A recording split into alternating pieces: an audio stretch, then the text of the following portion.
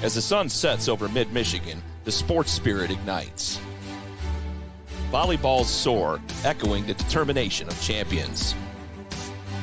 The gridiron roars to life as student-athletes clash in a dance of skill, strength, and strategy. Basketball courts pulse with energy, each dribble a heartbeat of the game. As winter turns to spring, the diamonds will glisten under the sun, a stage for baseball and softball glory and triumph. Fans unite in a symphony of support for their beloved teams. Amid cheers and tears, memories are etched into the tapestry of time. Join us as we journey through the magic that is high school sports. It's time for high school football on the Mid-Michigan Sports Network. Hello and welcome to Glen Lake High School for District Championship football here on the Mid-Michigan Sports Network. Welcome to the Woods Household Appliance pregame show. We are here for Beal City, 8-2, taking on 9-1 Maple City. And what's really rare is these two teams have three common opponents. They both beat Frankfort.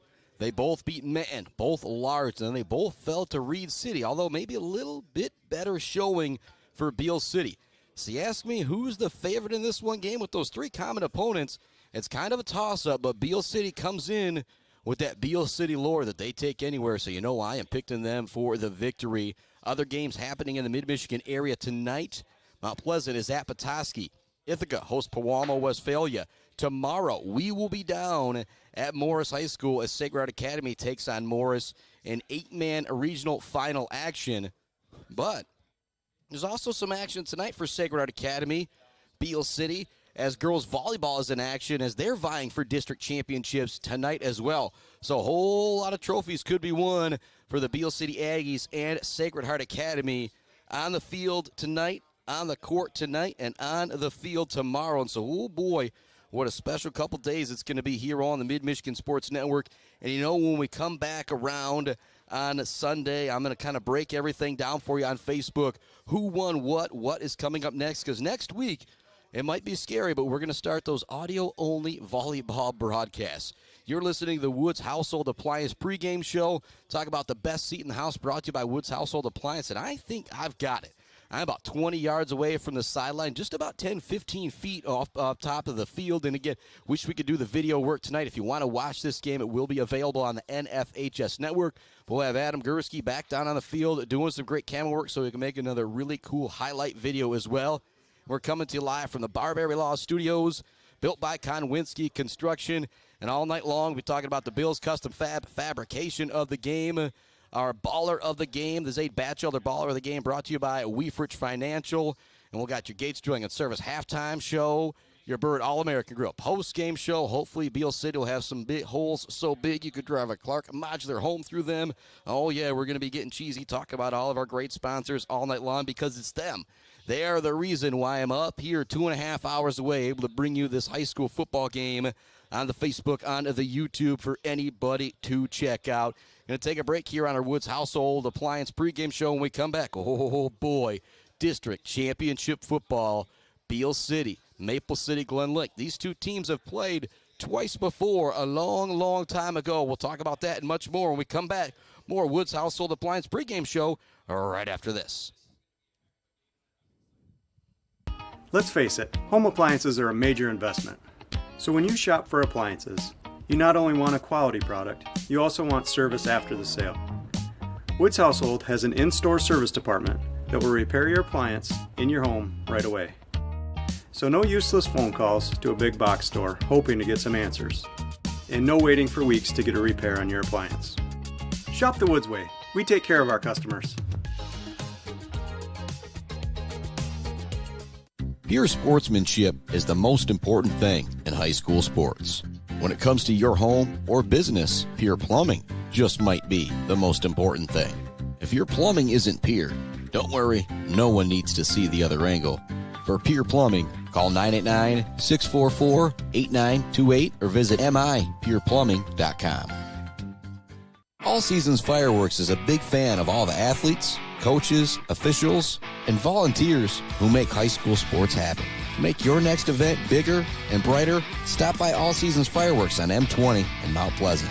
Graduations, birthdays, weddings, or a big win become more memorable underneath a night sky lit up by the magic of fireworks. All Seasons Fireworks on M20 in Mount Pleasant.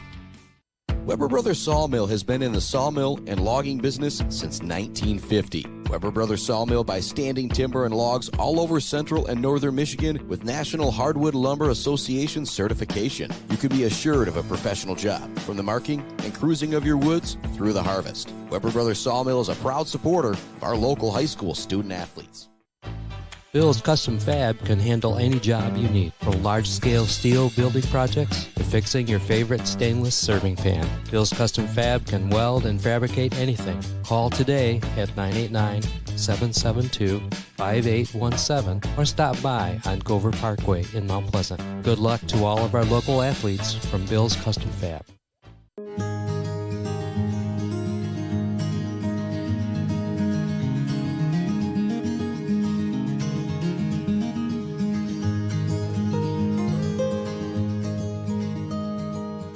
Hey guys, it's Tanya from Clark Modular Homes. I'm here to talk to you today about who we are and what we do. Clark's opened in 1983 and has been centrally located right here in Mount Pleasant, Michigan. We have one of the largest display centers with around 12 to 15 homes on display all year round. We have a fully experienced staff. We also have an in-house project manager who can pull our permits and coordinate our job from start to finish. We are proud to have an A+ rating with the Better Business Bureau. We are our own contractor, making it a one-stop shop for you for your home building needs. As the owner would say, we can do it all.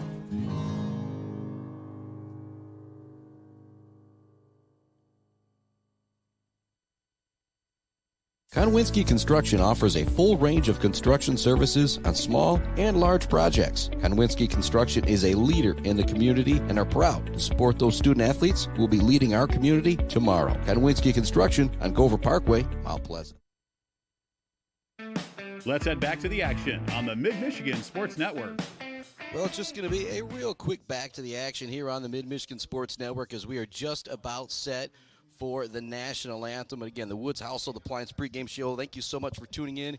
Keys to victory. Well, when it comes to the playoffs, it's big plays and turnovers. We'll be back with the opening kick here in just a moment on the Mid-Michigan Sports Network. Thanks so much for tuning in to the Woods Household Appliance pregame show.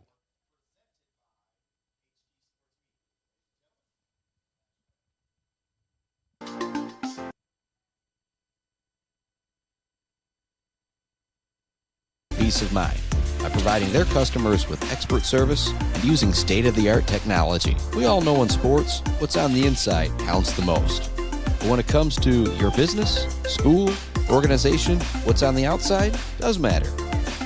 If your business needs anything printed, ENS Graphics can do it. If you want your club, team, organization to look good, ENS can help with that. They take your vision and make it their mission. ENS Graphics, a proud supporter of the Mid-Michigan community and their local athletes. Visit ENS Graphics at their location down in Ithaca or visit their website at esgraphics.com. ENS Graphics, printing all things physical.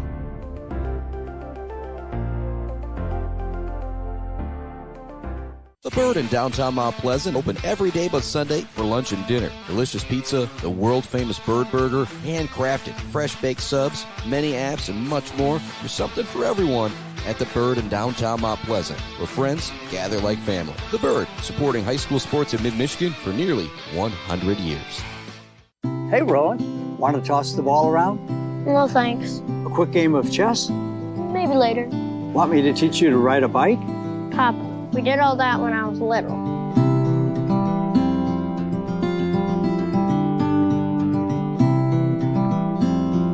I guess you're right. Marbury Law's kept me so busy, time has just flown by. There is one thing, though.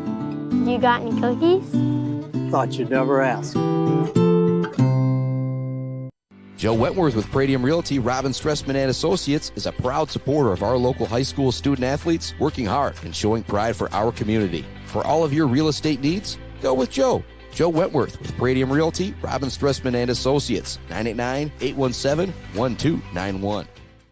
Weber Brothers Sawmill has been in the sawmill and logging business since 1950. Weber Brothers Sawmill buys standing timber and logs all over central and northern Michigan with National Hardwood Lumber Association certification. You can be assured of a professional job, from the marking and cruising of your woods through the harvest. Weber Brothers Sawmill is a proud supporter of our local high school student athletes.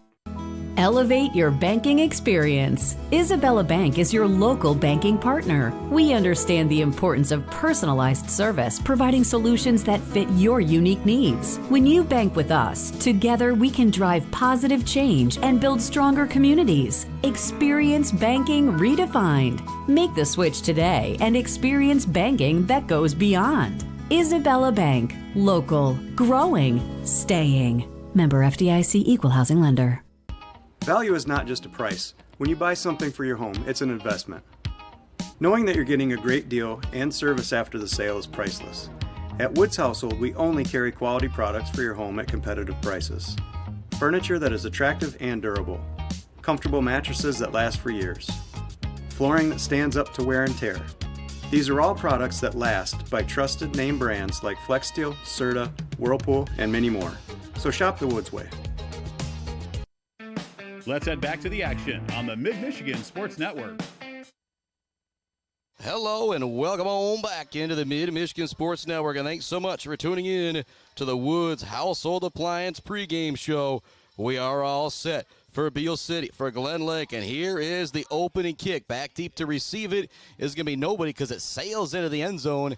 An excellent kick, and whenever you can take Owen McKinney and Drew Block out of a play, that is what you want to do for Maple City Glen Lake. If you join me much this year, you know about this Beal City offense, but let's talk a little bit more about it. Under center, the sophomore, Mr. Kyler Smith, the younger brother of Mr. Everything last year, you could say, playing baseball at CMU, Mr. Caden Smith. In the backfield, carrying the football. You're going to hear him catching the ball as well. Drew Block, Owen McKinney, Austin Small, Garrison Zucker, Neil Finnerty, Braxton Bukovich, Aaron Locke, Drake Gatrill, and Kyle Martin. If it sounded like a lot of names, that's because it is. That's what's so tough to stop about Beal City in the playoffs. They got 8, 9 guys with a ton of yards. And Small's got a big opening on the far side. He's across the 30, across the 40-yard line before he is pushed out of bounds. So one play and a huge gain already for Beal City. Not quite 3 plays, 3 touchdowns like last week, but a big-time play right there to open up the drive for Beal City. They've already got across midfield after starting at their own 20-yard line. Or pardon me, they're at the 40 now. Not a great spot over there on the far side. I'll make that joke. But Beal City, 1 play, 1 first down, just like you draw it up if you're Coach Gross. Split out wide is going to be Drake Gatrill here to the near side. Kyle Martin to the far side. Deep back is going to be Drew Block. They send Small in motion once again. Now Block gets it running that way. Does a great job of barreling through a tackle right there. It was a big hit from Dominic Stein, but just able to kind of brush it off a little bit was Block. It's going to turn into a 4-yard gain on first down. Let's say 3 on the scoreboard, I guess. 2nd down and 7 for Beal City coming up. Thanks so much for tuning in. We're coming to you live from our Barberry Law Studios, built by Konowinski Construction. We're talking J&J Auto Collisions all night long. Thanks to our friends at Mount Pleasant Heating and AC, Weber Brothers Sawmill, Mumford Oil and Gas Supply, ENS Graphics, and GNS Mechanical. Now a shotgun look for Caden Smith. They're going to send a man to motion. It's McKinney. He gets the handoff, looks to get around the edge. He beats one man, gets by another across the 50 before he is drugged down. Nice tackle from Glen Lake. That was Kylan Gallagher, but it's going to be first down yardage for Beal City. It's 3 plays, 2 first downs, and they're across midfield into Laker territory. And Maple City comes into this game at 9-1. Beal City 8-2, but these teams are somewhat familiar with each other. When you go back to baseball a couple years ago, they met deep in the playoffs. Beal City bested them. I believe it was a mercy. Then last year they almost met again, but Glen Lake felt, I want to say it was Lansing Christian or Muskegon Christian. Going to send a man in motion. It's Owen McKinney. They use him as a lead blocker, and now Drew Block's going to be brought down right away. Excellent tackle out there from the Lakers. One of the young men in on the play, I guess it's wearing number 0, but I don't see it up there. Maybe that's number 8, or maybe that was Benji Allen, who wears number 9, who kind of is the go-to guy for this Maple City Glen Lake team. 2nd down and 11 now. First time Beal City's been behind the sticks. This will be the 5th play of the drive coming up. They've picked up a couple first downs. Ball on the near hash, right on the anchor logo. The Glen Lake Lakers here, Maple City Glen Lake High School. Going to be a shotgun look for Kyler Smith. Lined up in front of him at running back is Drew Block. A couple wingbacks out there and a couple wide receivers. They're going to send McKinney in motion. They fake it to him. Now looking downfield, they throw it over to Drew Block. He's wide open. He's got to make one-man miss to get first down yardage. He stiff arms the heck out of him, and he's got the first down. Big-time play from Drew Block on the far side of the field, and there are no flags, and that's the first time we've seen Beal City go with some misdirection. You send McKinney in motion, you fake it to him, then you kind of look to the near side of the field as Drew Block is going out from his kind of call it fullback position, lined up ahead of the quarterback in the shotgun, and he was wide open.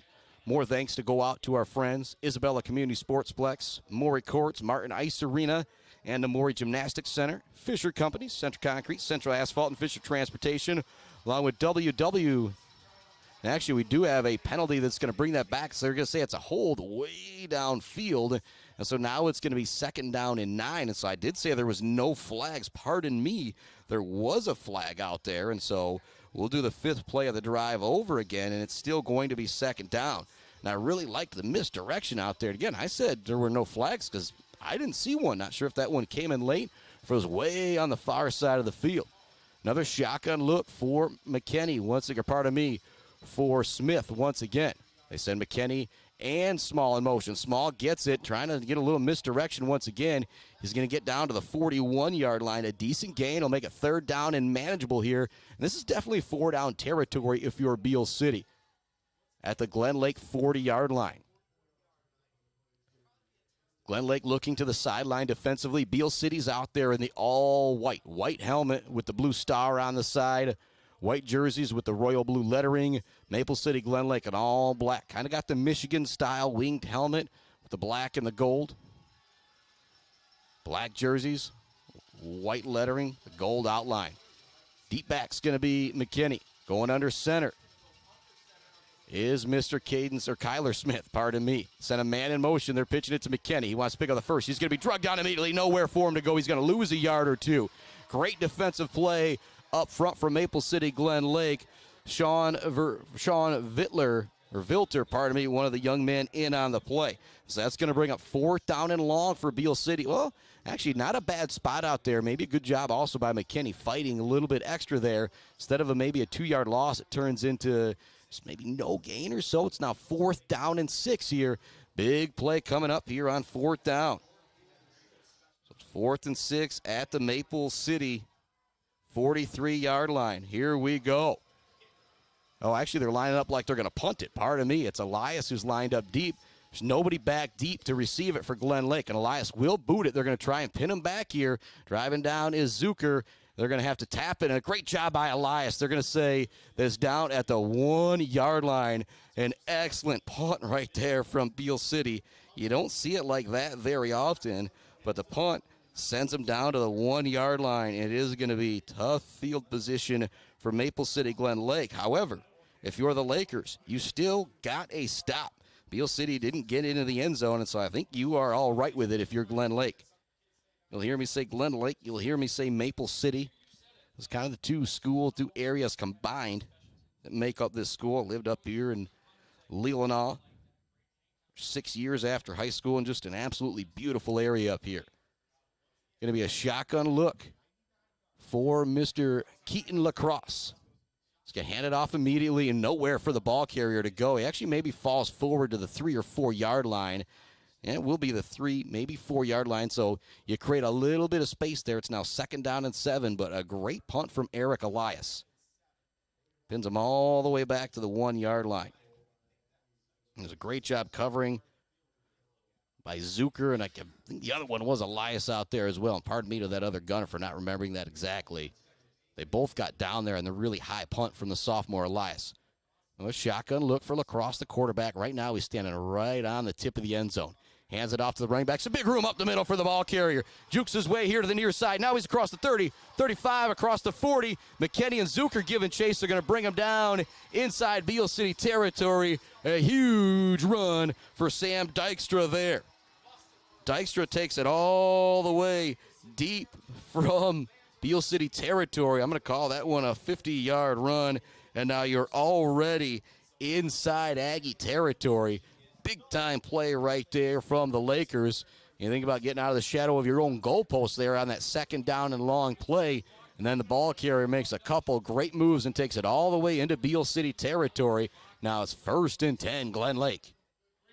And we'll have updates coming from Mount Pleasant, Petoskey, as well as Ithaca taking on Pewamo, Westphalia. And then tomorrow we will be down in Morris as Sacred Heart Academy takes on Morris in regional final 8-man action.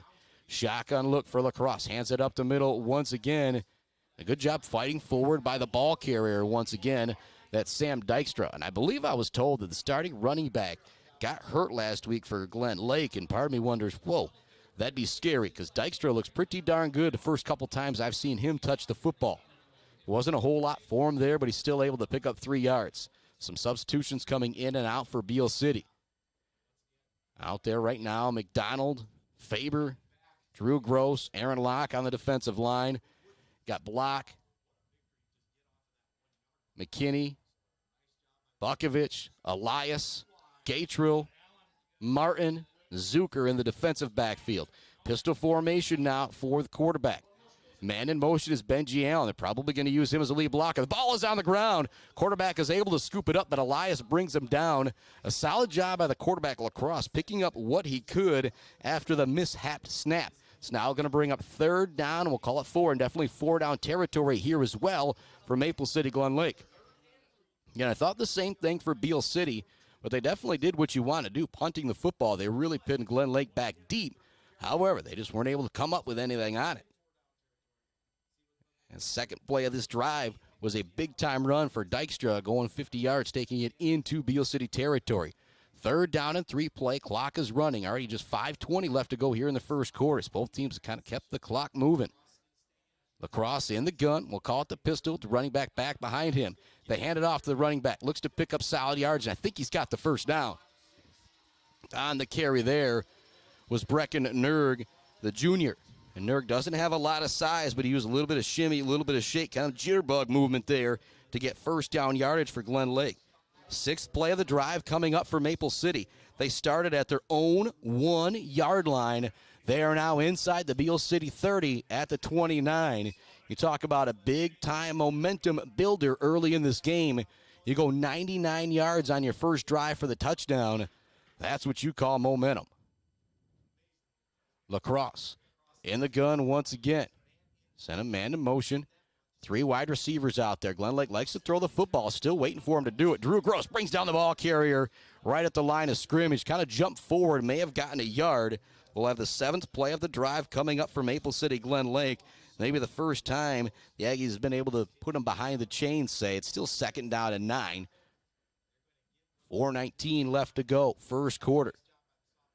More thanks going out to Kenneth Egger, DDS, friends at Berry Funeral Home in Shepherd, Sean Powers and the crew at Mid-Michigan Industries, Boomer's Lawn Care, Doozy's Ice Cream Place, almost up north, and Stitches for Britches, Schaefer's Bait and Sporting Goods, Gross Farms and Brad Gross Electric, along with Bogwa, Banga, and Bradley, and WW Construction. Different quarterback in there. They look to hand it off to Dykstra up the middle. He's going to pick up 2 or 3. It's going to bring up 3rd down and 5 now for for Maple City. Actually, not a good spot out there. Call it 3rd and 7. So they got 2 plays to pick this up inside the 30. I did see a really good kick to start off the game, and so Maple City, you don't think about the 30, 40-yarder, but they have a kid probably that has the leg to do so. And La Crosse was not in at quarterback that last play. He's still on the sidelines right now. Lined up at quarterback for Maple City Glen Lake is Caden Sheehan, the junior. 3 wide receivers to the near side. It's Benji Allen in the slot. Watch out for him. 1 wide receiver to the far side. It's going to be a run all the way for Sheehan. There's Aaron Locke to bring him down right away. It's going to bring up 4th down and 4. Again, if you're Maple City Glen Lake, I think you're going to go for it here. La Crosse is coming back into the game. And with him coming out for a couple plays, coming back in on this 4th down play, I wonder if there was something that the coaches saw that they wanted to make sure they were able to relay to the quarterback. As I say that, he now starts to trot back towards the sideline for the play. And more thank you to friends at Pier Plumbing, Joe Wentworth and Bryce Updegraff, Bradium Realty, Robin Stressman and Associates, Hang by a Thread, Isabella Bank, Bryant Family Farms, All Seasons Fireworks, The Diner, Block Electric, Central Michigan Sand and Gravel, And our friends at Mount Pleasant Public Schools are hiring bus drivers right now, and they have paid training for those bus drivers. Young man is out there tying his shoe. They gave him the time to do it. Now they're going to start winding the clock again for Beal City, but that's a good job by the official. High school football is one sport where you got to make sure those laces are tied. 4 wide here on 4th down and 5. Maple City's going to go for it at the Beal City 24. Another big momentum play right here. Shotgun look for the quarterback. He's dropping back, looking to throw. Pressure bearing in from the side. They're going to go long. It's going to be caught by Benji Allen for a touchdown. McKinney and Bukovich were both there on coverage, but it was a beautiful throw from the quarterback, Mr. Lacrosse, to Allen for the TD. And he had Allen in the slot. You had him double covered, but he's still able to get open and come up with a football. And again, it wasn't bad coverage, but it was a fantastic throw, and Allen went up and got it. So touchdown on the board for Maple City Glen Lake. They go 99 yards, 8-9 plays. Now out there for the extra point is Liam Palmer. But 4th down, touchdown throw. The extra point is up, and it is good. It is 7-0 Lakers, but we have seen this Aggie team battle back a whole lot before. You go back to that Ravenna game. I don't think this game is ending anytime soon, but right now it's Maple City 7, Beal City 0. We'll be back with more Aggie football right after this on the Mid-Michigan Sports Network.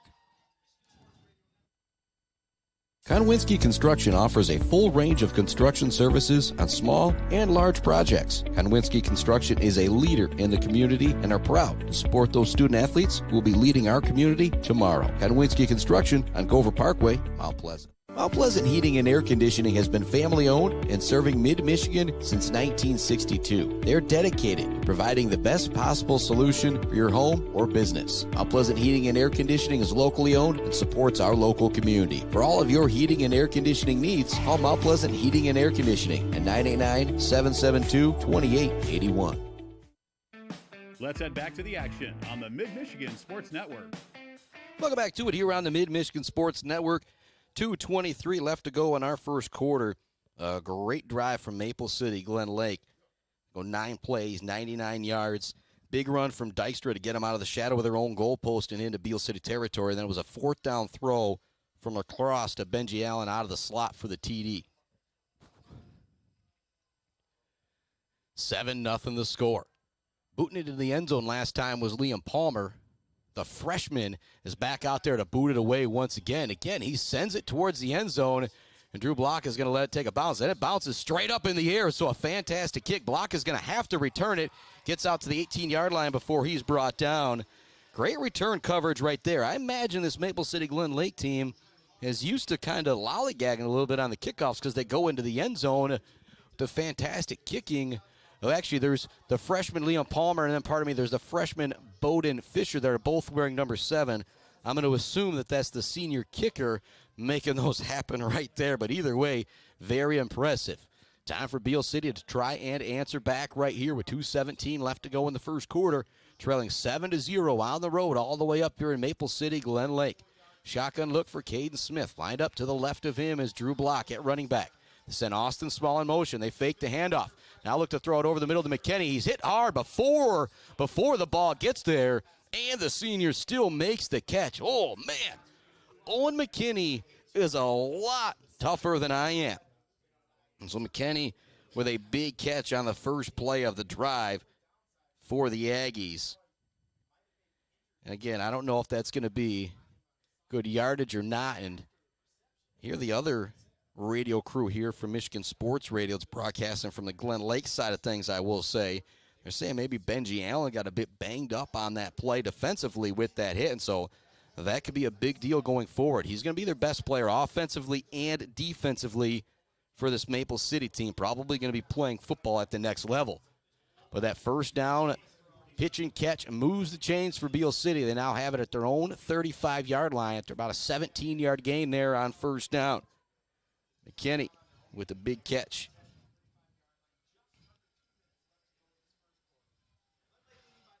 Trotting up to the line is McKinney. He'll go under center. The deep back is going to be Drew Block. Zucker and Small out there at the wing backs. Lined up at wide receiver is Gatro. Sends Small in motion. Fake it to him. Now they hand it off to the deep back. and it's going to be Block with the carry. He's going to pick up 8 yards there, possibly on first down. We'll see where the spot is exactly. Great run there on first down. Minute 30 remaining here in the first quarter, and they actually are going to move the chains there. So that's going to bring up first down and 10 once again. So 2 plays, 2 first downs for Beal City here on this drive as Kyler Smith trots back in from the far sideline with the play. It's Beal City, Maple City Glen Lake. District Championship football here on the Mid-Michigan Sports Network. Again, Mount Pleasant is at Petoskey. Ithaca is hosting Pewamo, Westphalia tomorrow. We'll be in Morris for Sacred Heart Academy football. Smith now rolling out, looking to throw. He doesn't really have anybody. Now he's looking long for Locke. Locke goes up, tips it to himself, and makes the catch. Oh, my goodness. Locke, what a play. He's into the end zone for the touchdown. Beal City answers right back with the 50-yard TD strike. Oh, my goodness, what a play. Kyler Smith continues to amaze, but Locke goes and makes the catch as well. And I kind of heard the coaches say it to the left of me. They saw the opening, and then all of a sudden Kyler Smith cocked back, launched it deep, and it wasn't bad defense out there from Isaac Lavka either, but just going up a little bit higher on the play was Mr. Aaron Locke, and he kind of tipped it the first time and then was able to gather himself, concentrate enough to come up with the football. The kick from Martin is up, and it's good, and we are now tied at 7 apiece, just like that. 57 seconds remaining in the first quarter. We're going to take another break here on the Mid-Michigan Sports Network, but woo, what an answer by Beal City. Back with more right after this. Clark Modular Homes in Mount Pleasant are a one-stop shop from the buy, the build, and beyond with their fantastic service department. Stop in to see their selection and purchase options today on Pickard Road or visit them online at modularhomesbyclark.com. Clark Modular Homes, supporting Mid-Michigan youth in and out of the classroom. J&J Auto in Wademan is Mid-Michigan's elite automotive repair shop. J&J Auto offers complete collision repair and mechanical repair. Stop by on Wademan Road or call them today at 989-644-8908. J&J Auto, proud supporters of high school student athletes. Let's head back to the action on the Mid-Michigan Sports Network. Welcome back to it here on the Mid-Michigan Sports Network. Ooh, boy. Just when it looked like Maple City Glen Lake might have the momentum in this game, Beal City answers right back. A big catch from McKinney on the first play of the drive. And then the third play of the drive, you go, I'm going to say 50-plus yards from Kyler Smith to Mr. Aaron Locke. What a play. Return on the far side. A big hit out there from Braxton Bukovich as we talk about the J&J Auto Collision Report. It's going to be first down and 10 for Maple City Glen Lake at their own 20-yard line. And feel like, all right, now this game is officially underway. Both of these teams that come in with a great record and a playoff win underneath their belt, they're both on the board. Now what happens with both teams getting, the jitters out at this point, I will say. And first down and 10 for Glen Lake, their own 20-yard line. Couple big plays on the last drive.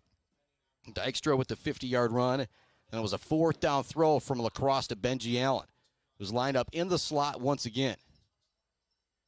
Pistol formation look, Dykstra in the backfield behind Lacrosse. Handed off to him all the way.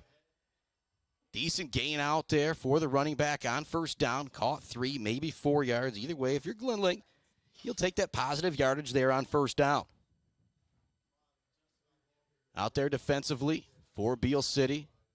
Got Faber, McDonald, Locke, Gross on that line. Wilson coming in at linebacker right now. Also out there is Bukovich and Eric Elias. Zucker, Block, defensive back at safety. You've got Martin and McKinney. 4-wide look once again for Maple City Glen Lake. Kind of forces Bukovich to shadow out a little bit further to try and open up some running lanes in the middle. He does a good job of coming back in. Doesn't make the tackle, but he's there. In on that tackle is Mr. Hunter McDonald. So it's going to be a short gain. It's going to bring up third down. And if you're Beal City, big moment right here in this game. If you're able to get this third down stop, Glen Lake's most likely going to have to punt this one away. And that will bring us to the end of the first quarter. We're tied at 7 apiece. What a first quarter it was. We'll actually keep it right here at the end of the first because I do have one score update. Jackson Kahn takes it in from 12 yards out. 7-0, Ithaca Yellow Jackets up. My main man, Nate Batchelder, says he can't quite see the scoreboard all the way. We'll go move it here in just a moment when we get a second. But again, audio-only coverage here. We're going to do the absolute best that we can to bring you everything we can. But again, only way you can watch this game is by having an NFHS membership. And so that is something I recommend for everybody to do. I had Allison Curtis texting me updates last night. Shepherd battling with St. John's for a district volleyball championship. And as it went into the fifth set, I thought to myself, hey, I could turn this bad right around and watch. And St. John's did ultimately come out on top, but a great showing from the Shepherd Lady Jays in that district championship. And, oh, boy, basketball right around the corner. And that's where things are really going to go crazy here on the Mid-Michigan Sports Network. As we roll into January, as we roll into February, there could be some nights where we could have 5 games a week. Yeah, it might be going a little crazy, but, yeah, we are going to make it happen. Again, you look at these two teams, talked about in the pregame, didn't really get to it. They've played twice before. Got to go all the way back to 1992 when Mr. Brad Gross was a sophomore. Beal City won 20-0. Before that, you got to go back to 1985, and Beal City won that game 8-0. And so Maple City Glen Lake getting that first touchdown is actually the first touchdown they've ever scored on Beal City. So kind of a big deal. Let's see what happens here. And getting Beal City to jump off sides looks like Maple City Glen Lake. And just some disappointment out there on the line, but no big deal if you're one of those hard workers out there. But it will be 1st down and 10 for Maple City Glen Lake. A great job right there getting that defensive line to jump. So 1st down and 10. If you're Maple City Glen Lake, it doesn't look like they're going to change the play here. Just looks like they are going to keep on rolling. Again, why change the play now that's 1st down and 10. Nice play on the outside there. That was Eric Elias bringing up the ball carrier. Not really anywhere for him to go. 7-7 our score. 11:44 left to go. And give me just one moment. I'm going to go move that scoreboard.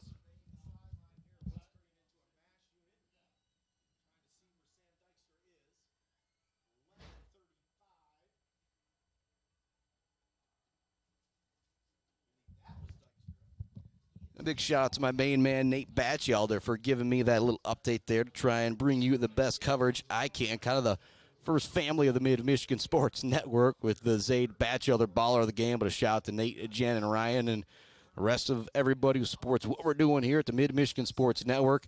It's a short gain there. It's now going to be 3rd down and 4 for Maple City Glen Lake here. If you're Maple City Glen Lake, don't know if this would be 4-down territory here. We haven't seen him really be able to run the ball up the middle. And so if you get to that 4th down and short, you don't want to throw for it. Big 3rd down play here. Lacrosse in the gun or in the pistol. One running back behind him. They pitch it to him. He's trying to get that outside edge. Locke giving chase. Also giving chase is Drew Block. He's going to be pushed out of bounds, but I think he has 1st down yardage. We'll see where the spot is exactly. The official was kind of right on top of things. I believe he is now signaling for 4th down, though, possibly. Yep, it will be 4th down, but it's going to be 4th down and very, very short. This is one of those situations that actually they will give them 1st down yardage, and I don't think that's a bad call as I'm looking here all the way on the opposite side of the field. They have a much better view than I do. Now 1st and 10 for Maple City Glen Lake. 10:40 remaining here in the second quarter. We are tied at 7 apiece here in this district championship game.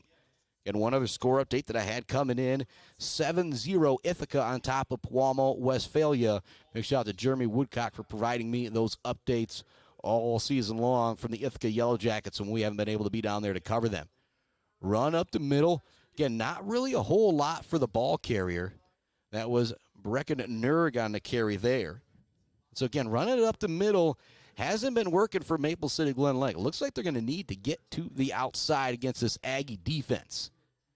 A couple times they've been able to. Dykstra was able to make a big play.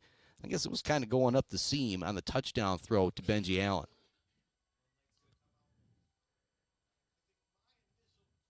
Benji Allen's going to be lined up at tight end to the right, quarterback and the running back. Nerg remains out there. Send a man in motion now, very strong to the right side of the line for Glen Lake, and they're going to pitch it that way to the ball carrier. They turn him back inside immediately. A great job by Drew Gross turning him back inside, and then Braxton Bukovich is going to make the tackle. excellent team defense right now from Beal City as we've got 3rd down and 6 coming up for Maple City Glen Lake. And I'm going to call it the 7th play of the drive, but again, you know those Spockman official statistics. Some of you guys probably keeping a little bit better track of those numbers at home than I do here. 3rd down and 6, ball near midfield for Maple City Glen Lake. In the pistol is Lacrosse. Hands it off. A big hit out there. Talk about the J&J Auto collision report. Woo, that is Mr. Wyatt Wilson cleaning up the ball carrier on that one. It is now 4th down and 6 and a possible punting situation here. And I do see Mr. number 7 with the lead foot, Bowden Fisher, coming back out there. Owen McKinney, Austin Small dropping back deep to receive the kick. This is the area of the field where you need to watch out for that fake. I'm watching for, I don't see Benji Allen out there. I feel like if they were going to go for a fake, he is that guy that you are going to go to.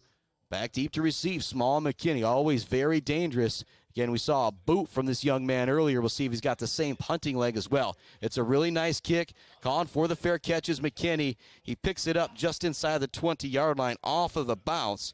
And so a nice stand there by Beal City defensively.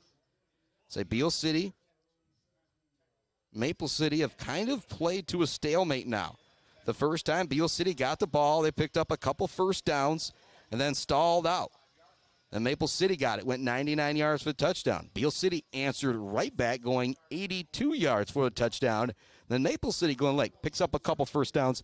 They stall out. So with these two teams, 8-2, 9-1, playing for a district championship, we are pretty much dead even with 8:30 left to go here in the second quarter. Beal City takes over at their own 18-yard line. Exactly where they took over on their last drive. Maybe a good omen. Handoff up the middle. Not a whole lot of running room for the ball carrier. That was block on the carry. It kind of rolls ahead to the 21-yard line. So maybe a pickup of 3 there on that first down play for Beal City. Kyler Smith quickly back to the far sideline to talk head coach Brad Gross to bring in the play. And a big shot to Gross Farms and Brad Gross Electric. Brad Gross Electric, Steve Gross, Gross Farms. It's actually also very kind as well, too, to let us invade his space a little bit to make sure we can get a decent shot of that scoreboard as well. A big shot to Rachel Stein and the crew up at Maple City Glen Lake, also making it possible for us to bring you this action here. 7-7 our score, 2nd down and 8 for Beal City from their own 20-yard line. They send McKinney in motion. They fake it to him. Now hand it off up the middle of the block. He does a great job staying on his feet to the 25-yard line. Just kind of stumbling through that whole run, getting tripped up, but doing a great job being able to pick it up there. 3rd down, we'll call it 3.5 now. And more shout-outs to our friends, Diner Block Electric, Central Michigan Sand and Gravel, Bryce Updegraff, and Joe Wentworth, Pradium Realty, Robin Stressman and Associates, and our friends at Clark Modular Homes, Weefrich Financial, Woods Household, The Bird, Bill's Custom Fab, Gates Drilling and Service, and our friends at Barberry Law. 3rd down and short. In the gun now is McKinney. Throwing formation here for Beal City. Maybe watch for the little pop pass on the jet sweep. They do send McKinney in motion. They fake it to him. Now looking to throw it back towards Gross once again. To block once again. He's not able to come up with the catch. And so that's going to bring up 4th down and short. It was set up pretty darn well. Beal City had 3 blockers over there. Glen Lake only had a 1 defensive player over there. Everybody kind of bit on the misdirection, but now it's going to be a punting situation here for the Aggies. Eric Elias, the last time he was in, did punt it all the way down to the 1-yard line, but kind of turned into an all for naught as they were able to go 99 yards for the score. So our first 3 and out here for Beal City, but again, not very far to go. Do you think about faking it here?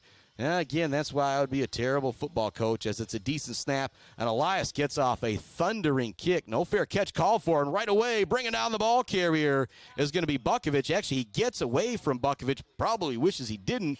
Talk about the J&J Auto collision report with Wilson and Elias out there. So now back-to-back punts. Again, we are dead even, 7-7. What a game this has been.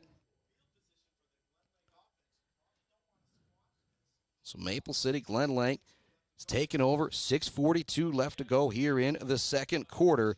They now have it at their own 44-yard line. And Maple City Glen Lake started at their own 1, their own 20, and now their own 44. So a little bit more room to work here. And Beal City also been backed up their own 20, their own 18, and their own 18. Austin Small with single coverage here to the near side. McKinney out there at safety. It's Martin, I believe Elias on the far side providing coverage as well, or also might be Block over there. Run all the way for the quarterback. New quarterback in there. He goes nowhere. Drew Gross, Aaron Locke both into the backfield to give the quarterback, Caden Sheehan, absolutely nowhere to go, so it's going to be a loss on this first down play. We'll see exactly where they say forward progress is stopped. It's going to be backed up about 6-7 yards there, so it's going to bring up second down and a mile now. Backed up all the way inside their 40 down to their own 36-yard line. They need to get to the Beal City 46-yard line for a first down. Still waiting for the chains to get moved up. And there was a penalty out there as well that was declined by Beal City, but they're going to take the loss of yardage on the play. So on first down, Gross and Locke back them up.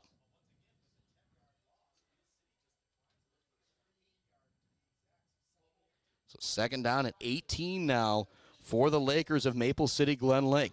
Great time here for Beal City to try and get a defensive stand. 6:10 left to go in the ball game. Beal City in the second quarter, pardon me. Beal City did start the game with the football, so Glen Lake will get it starting in the third quarter. Drew Gross in the backfield once again to bring down the ball carrier. So that's back-to-back plays that Gross was in the backfield, making big plays. So now it's going to bring up third down and long. For the 2 times we've seen Maple City get backed up, they've been capable of going for the air here. But you got to watch for Benji Allen now on this third down and 16 play.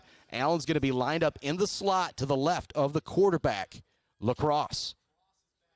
Lacrosse kind of in the pistol formation, one running back right next to him. Drops back, looking to throw. He wings it over the middle. It's going to be caught very close to first down yardage, and they're going to say he was tackled. Ooh, they might give him a really good spot out there. And they are going to give him first down yardage on the big-time third down throw. And so a big third down throw. And they did not go to Benji Allen that time. So he's been their go-to kind of everything guy. And so now Glen Lake has all the momentum right now. We're tied at 7 apiece. They're moving the ball. 5 minutes left, second quarter. Dropping back, looking to throw. Lacrosse has some time. Now he's tripped up. Gets into the front field. He tries to slide down. He's going to be absolutely leveled out there by Kyle Martin. Talk about the J&J Auto Collision Report. But I like the decision by the officials right there. It wasn't necessarily a slide. I don't even know if there's a quarterback slide in high school football as well. But laying the lumber there is Mr. Kyle Martin to talk about the J&J Auto Collision Report and our Weber Brothers Sawmill Timber of the game. And that's what you want to do to a quarterback that's running the football. You want to make him pay for it. 4:30 left to go in our very fast-paced first half. Shotgun look for the quarterback. Back in there once again is Caden Sheehan at quarterback. Lacrosse not in after that big hit from Martin. Hand it off up the middle. Ball carrier looking for some running room. He's going to pick up a yard, maybe 2. A decent job falling forward by Brecken Nerg. And Nerg isn't the biggest guy out there, but I got to give him some credit. He is just tough. And so a dramatic drive here. Glen Lake was backed up on first down. Drew Gross, Aaron Locke got into the backfield. Gross got into the backfield on second down, but then it was a big third down throw. Now a couple runs have us back at 3rd and 3. The ball is at the Beal City 39-yard line. Definitely 4 down territory here for the Lakers. And as this game goes towards the second half, these two teams both do have some close wins this year. Glen Lake 7-6 over East Jordan. Beal City 22-15 over Ravenna way back at the beginning of the year. Run up the middle. It's going to be really close to first down yardage for the ball carrier. I think they're going to give it to him once again. Waiting to see the exact call here. And that will be first down yardage for Maple City Glen Lake once again on the 6th play of the drive. And so it takes them till third down on both series of downs, but they are able to pick it up. And more shout-outs to our friends. J&J Auto, just mentioned them moments ago. Mount Pleasant Heating and AC, pardon me. Konowinski Construction, The builders of our Barberry Law Studios, Weber Brothers Sawmill, to talk about the timber of the game. Mumford Oil and Gas Supply, assist of the game. Well, it's got to be the 50-yard toss from Kyler Smith to Aaron Locke. Right now, it's also our Bill's Custom Fab fabrication of the game. Here comes the first down and 10 play. Lacrosse back in there, looks to throw it to the far sideline. Going up and making a beautiful catch is Benji Allen. It was great defense on the far side of the field from Bukovich as he went up and almost knocked it away, but it was also just a beautiful throw. That's the second throw we've seen from Keaton Lacrosse where he's throwing it to Benji Allen, where the only guy that has a chance to go up and make the catch is Allen. 2:43 left to go in the second quarter. Timeout from Glen Lake. We'll take that timeout as well. Back with more championship football right after this on the Mid-Michigan Sports Network. GNS Mechanical in Wademan offers service and installation on everything for your home and business. From a simple filter replacement to furnace, central air service, and install, geothermal, and walk-in coolers and freezers. If you have a need, GNS Mechanical has a solution. Learn more at gnsmechanical.com or call 989-644-2106. Jenna Gates and Kyle Gates here. We are the fifth generation with Gates Drilling and Service. We've been serving our friends and neighbors in Michigan since 1893. We have the latest and greatest well drilling technology, allowing us to put in wells where others can't. Lake lots and tight spaces are no problem. From our family to yours, thank you, and call at 989-772-7841 for all your well drilling and service needs. Gates Drilling and Service, where Gates goes, water flows. Let's head back to the action on the Mid-Michigan Sports Network. Welcome back inside our Barberry Law Studios, built by Konwinski Construction. Second down and short play for Maple City Glen Lake. There's 2:43 left to go in the second quarter. Dropping back, looking to throw is Lacrosse. It's going here to the near side. It's going to be in and out of the hands of the intended wide receiver, Bowden Fisher. Wasn't bad coverage out there by Zucker either. Seems like most of the catches made in this game, the last two from Benji Allen, the one for the touchdown, the one moments ago on the sideline, was good defense played. You look at Aaron Locke's touchdown as well. Wasn't bad defense out there either from those defensive backs. But after the incompletion and now a third down play, Lacrosse in the pistol, running back to his left, right behind him. He's going to get the handoff, trying to get to the near side. It's going to be first down yardage once again, just barely. And boy, it is 3 yards, 2 yards, and a cloud of dust on this drive right now for Maple City Glen Lake. They haven't quite said first down yet. We may have a measurement here. It'll be very, very close if they bring out the sticks. But either way, we're going to have the 10th play of the drive coming up. Maple City Glen Lake has picked up, or pardon me, this is the 9th play of the drive. Actually, no. Took them 3 plays to get the first down. Took them 3 plays to get the second first down. Now we just had play 9, and maybe they picked up their third first down of the drive. We will see once they put out the measurement here. Again, Glen Lake hasn't really been able to run it up the middle, and so if they don't get this, and they will get it. So it's 9 plays, 3 first downs for Maple City Glen Lake, but you'll take it all day long if you are head coach Jesse Smith. Again, more shout-outs to our friends, Woods Household Appliance pregame show. Rolling soon to our Gates Drilling and Service halftime show. And you know the only place I post game, the Bird All-American Grill. Bird post-game show. Big shot to them. The Bird auction this last week. Ooh, boy, what a great time that was, and raising money for a great cause. Dan Bridenstine Foundation and Isabella County Child Advocacy Center. Hand off to Dykstra. He's going to be leveled, and we've also got a flag coming in. A holding penalty could be a big deal with this Glen Lake offense if it does back them up. 2:09 left to go here in the second quarter. Maple City Glen Lake will also get the ball coming out of the half. And so if you're Glen Lake, what you would absolutely love here is the score, not leave any time on the clock, and then get the ball to start the second half. If you're Beal City now, you get them backed up after this holding call on first down. You're hoping to get the defensive stop now on this series of downs. It'll be first down, caught 16 as that hold didn't occur quite at the line of scrimmage, but it will do the 10th play of this drive one more time. Pistol formation once again The quarterback and the running back. Lacrosse dropping back, looking to throw. Throwing long here to the near side. It's going to be knocked away. Great defense from Garrison Zucker on Benji Allen. And there it was again. Again, it was good defense. It was a good throw. Allen still almost had a chance to come up with it. But great defense out there from Garrison Zucker as these teams just absolutely battle. And Garrison Zucker, Drew Block, those are two excellent corners to have on each side of the field. You add in McKinney and Martin out there in the safety. It just, you're not going to find too many defensive backfields like this. I think that's why we haven't seen Glen Lake really try and go deep all that many times, except for when they've absolutely had to. 2nd down and 16, 1:51 left to go here in our second quarter. The Glen Lake band across the field getting ready to warm up. We've got a timeout on the field from Maple City Glen Lake. I tell you what, we're going to take that timeout. When we come back, we will have this 2nd down play for you.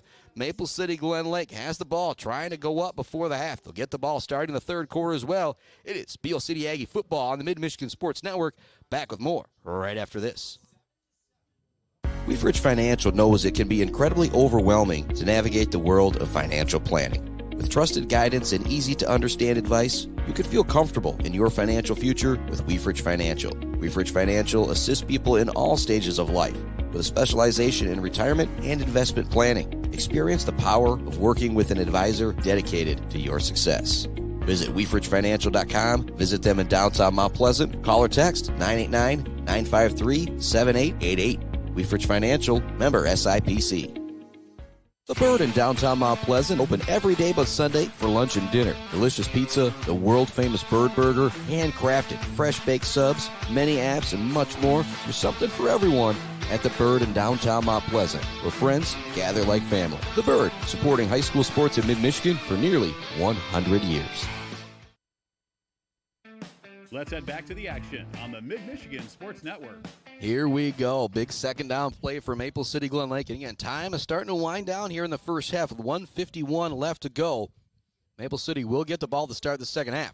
Drop back, looking to throw. Quarterback's going to go down.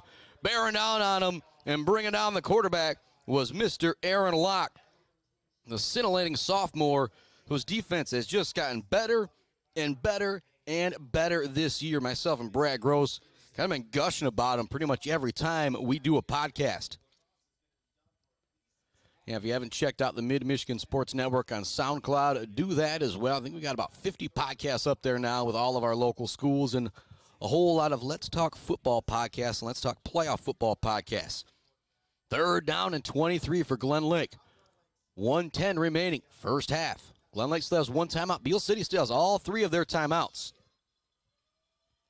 Sheehan now in at quarterback. He's dropping back, looking to throw. He's going to throw it over the middle. He's going to be caught by Benji Allen. He's trying to find some room, but bringing him down is Eric Elias after a gain of maybe 5.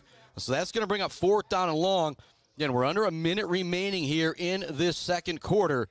Big decision here for Glen Lake. They're not going to use their final timeout, I don't think, here, or maybe they will on this 4th down and 19 call.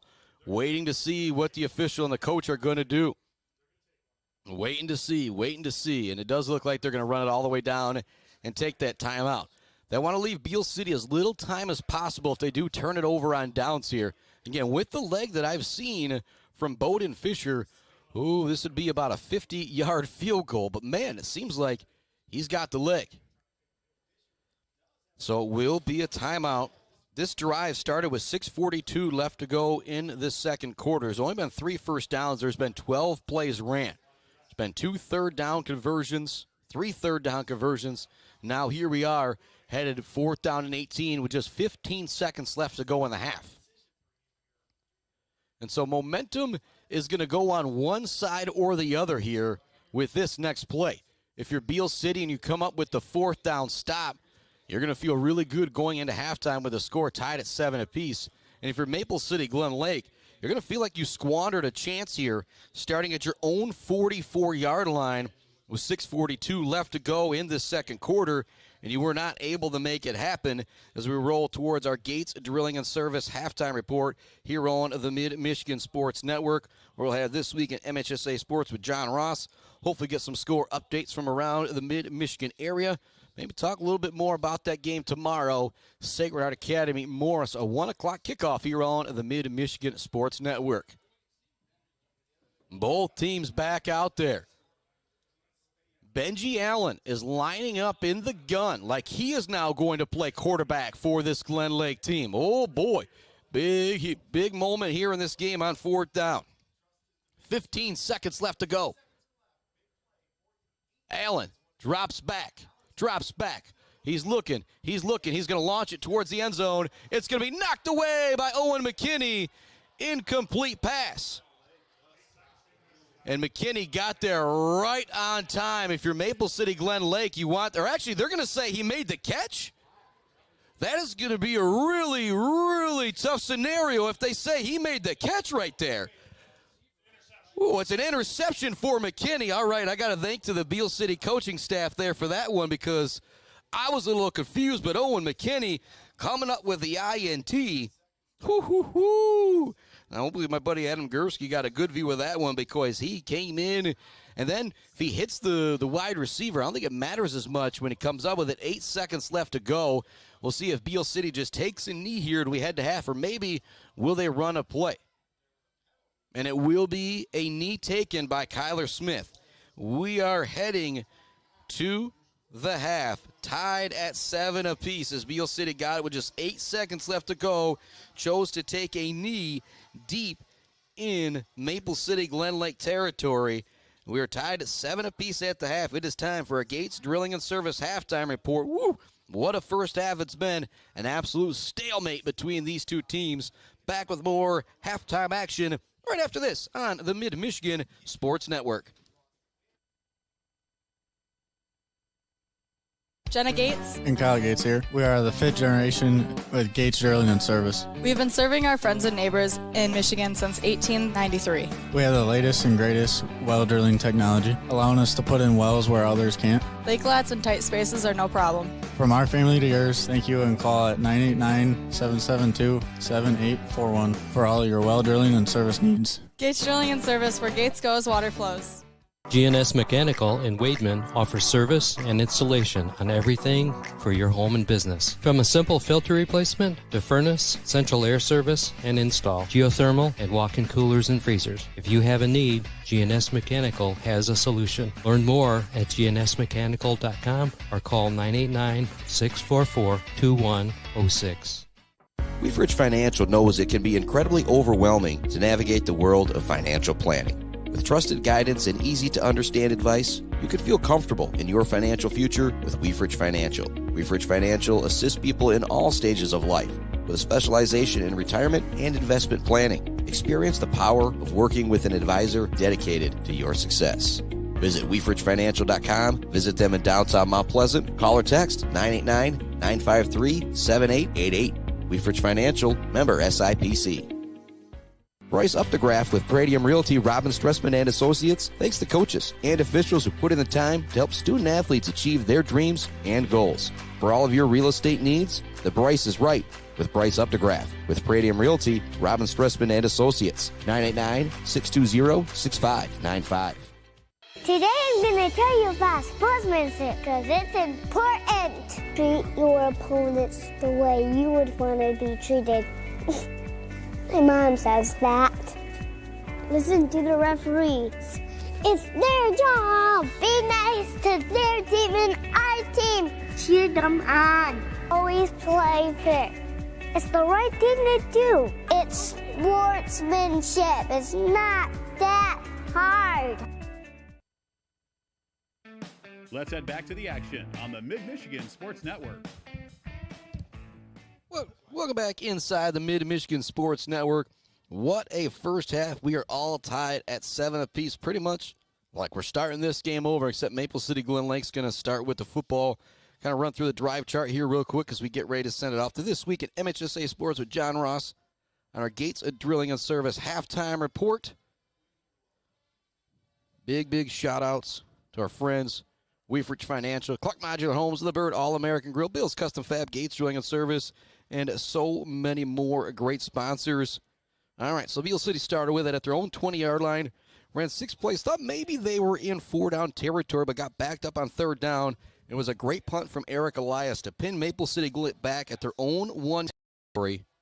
And then it was a big 4th down touchdown throw from Mr. Keaton Lacrosse to Benji Allen in the back of the end zone. It was wasn't bad coverage either. It was just a great pitch and a great catch. Beal City then answered right back. They picked up 2 first downs on 2 plays. Big catch from Owen McKinney on the first play of the drive, and then Kyler Smith hit Aaron Locke on a deep touchdown pass. It wasn't bad coverage either. Locke was able to take it in to make it 7-7. Then we saw both teams kind of go back and forth with the punt. Last, essentially, drive of the first half. 6:42 left to go with their own 44. Ended up being 12, 13 plays if you count the punt from Maple City Glen Lake. They got backed up a couple times, but were still able to pick up first downs, then ultimately turned it over on downs. Beal City decided to take a knee, just about 8 seconds left to go, to bring us to our Gates Drilling and Service halftime report, where we are tied at 7 apiece. Again, what a first half it has been with these two teams tied up. Again, what do you expect when you get to this level of football, the district championship, the regional championship? When these teams are starting to play for trophies, things get awfully serious out there, and it is going to be an amazing, amazing second half. We're going to send it off to this week of MHSAA Sports with John Ross after a little commercial break, hearing from our friends on the Mid-Michigan Sports Network. Bill's Custom Fab can handle any job you need, from large-scale steel building projects to fixing your favorite stainless serving pan. Bill's Custom Fab can weld and fabricate anything. Call today at 989-772-5817 or stop by on Gover Parkway in Mount Pleasant. Good luck to all of our local athletes from Bill's Custom Fab. Jenna Gates And Kyle Gates here. We are the 5th generation with Gates Drilling and Service. We've been serving our friends and neighbors in Michigan since 1893. We have the latest and greatest well drilling technology, allowing us to put in wells where others can't. Lake lots and tight spaces are no problem. From our family to yours, thank you, and call at 989-772-7841 for all your well drilling and service needs. Gates Drilling and Service, where Gates goes, water flows. When your team or business needs to look good, don't get left hanging. Call or stop by Hanging by a Thread in Wademan, the official embroiders for the Mid-Michigan Sports Network. Hanging by a Thread, a proud supporter of local schools. The Diner, where homemade favorites come to life every day for breakfast and lunch. From fluffy pancakes to savory sandwiches, The Diner has your cravings covered. Discover the perfect blend of comfort food and camaraderie at The Diner. Join them every Friday night till 7 for their famous fish fry. The Diner on North Mission, Mount Pleasant. Mumford Oil and Gas Supply is your one-stop shop for top quality products and procurement in the Michigan oil and gas industry. With over 45 years of experience and a strong commitment to customer satisfaction, Mumford Oil and Gas Supply delivers the best solutions for your oil and gas production, drilling, and service needs. If you need it, Mumford Oil and Gas Supply can get it. Visit them on Fancher today or give them a call at 989-317-8582. Central Michigan Sand and Gravel, just like our student athletes, they bring it. If you need sand or gravel, they bring it to you with fast service and a great price. For all of your sand and gravel needs, call Central Michigan Sand and Gravel today at 989-382-7089. Central Michigan Sand and Gravel, a proud supporter of our student athletes competing for their schools. J&J Auto in Wademan is Mid-Michigan's elite automotive repair shop. J&J Auto offers complete collision repair and mechanical repair. Stop by on Wademan Road or call them today at 989-644-8908. J&J Auto, proud supporters of high school student athletes. Bryant Family Farms would like to wish everyone good luck on the and subscription flowers. Bryant Family Farms, 3.5 miles south of the casino on South Leeton Road. Visit BryantFF.com or call 989-304-1201. Cross-country runners from around the state hit the track in Brooklyn to decide who is fastest, and the results are in on the soccer pitch. Find out who the big winners are. I'm John Ross, and this is This Week in High School Sports, powered by the Michigan Achievement Scholarship. For the third straight year, Muskegon, Western Michigan Christian are your MHSAA Division IV boys soccer champions. Minute 15 remaining. Best part of the game right now. DeYoung slips it ahead to Bonema. Bonema moving in, takes the shot and scores. Bonema will put it in the back of the net with 1:04 to play. Dagger down to 2-1, and the three-peat for the Warriors. Nothing victory here today. The goal with 1:04 remaining in the game. Mason Bottoма, his 7th of the season. That was Joe Jason and Clark Udell with the call on the NFHS network. The other 3 boys soccer champions are Rochester Adams in Division I. It's the Highlanders' 2nd title in 3 years as they knocked off Byron Center 2-0 in the title game. Division II saw Warren De La Salle Collegiate defeat Forest Hills Northern 4-1 for the program's 6th soccer championship. And in Division III, Pontiac Notre Dame Prep won a wild one 3-2 over Elk Rapids. It's the Fighting Irish's first ever boys soccer title. For more on a great day at Grand Ledge High School, be sure to check out MHSAA.com. It's time for Game Balls, when we highlight a trio of standout performances from the past week. First, Hudsonville kicker Ian Jenkins. His 35-yard field goal on the game's final play gave his team a 25-23 win over East Kentwood. Oxford running back Luke Johnson, he scored twice in a 21-14 win over Davison, giving Oxford its first playoff win in 3 years. And to Riverview quarterback Lucas Thompson, he ran in a 2-point conversion with 20 seconds left to lift Riverview to a 22-21 win over neighboring Trenton. Graduating seniors could qualify for a tuition-free skills certificate or associate degree through the new Community College Guarantee, no matter their GPA or your household income. Or if your child plans to attend a 4-year university or career school, the Michigan Achievement Scholarship Program has them covered. They could get up to $27,500 toward a bachelor's degree or up to $4,000 for career training. Complete the FAFSA to get started at mi.gov/achievement.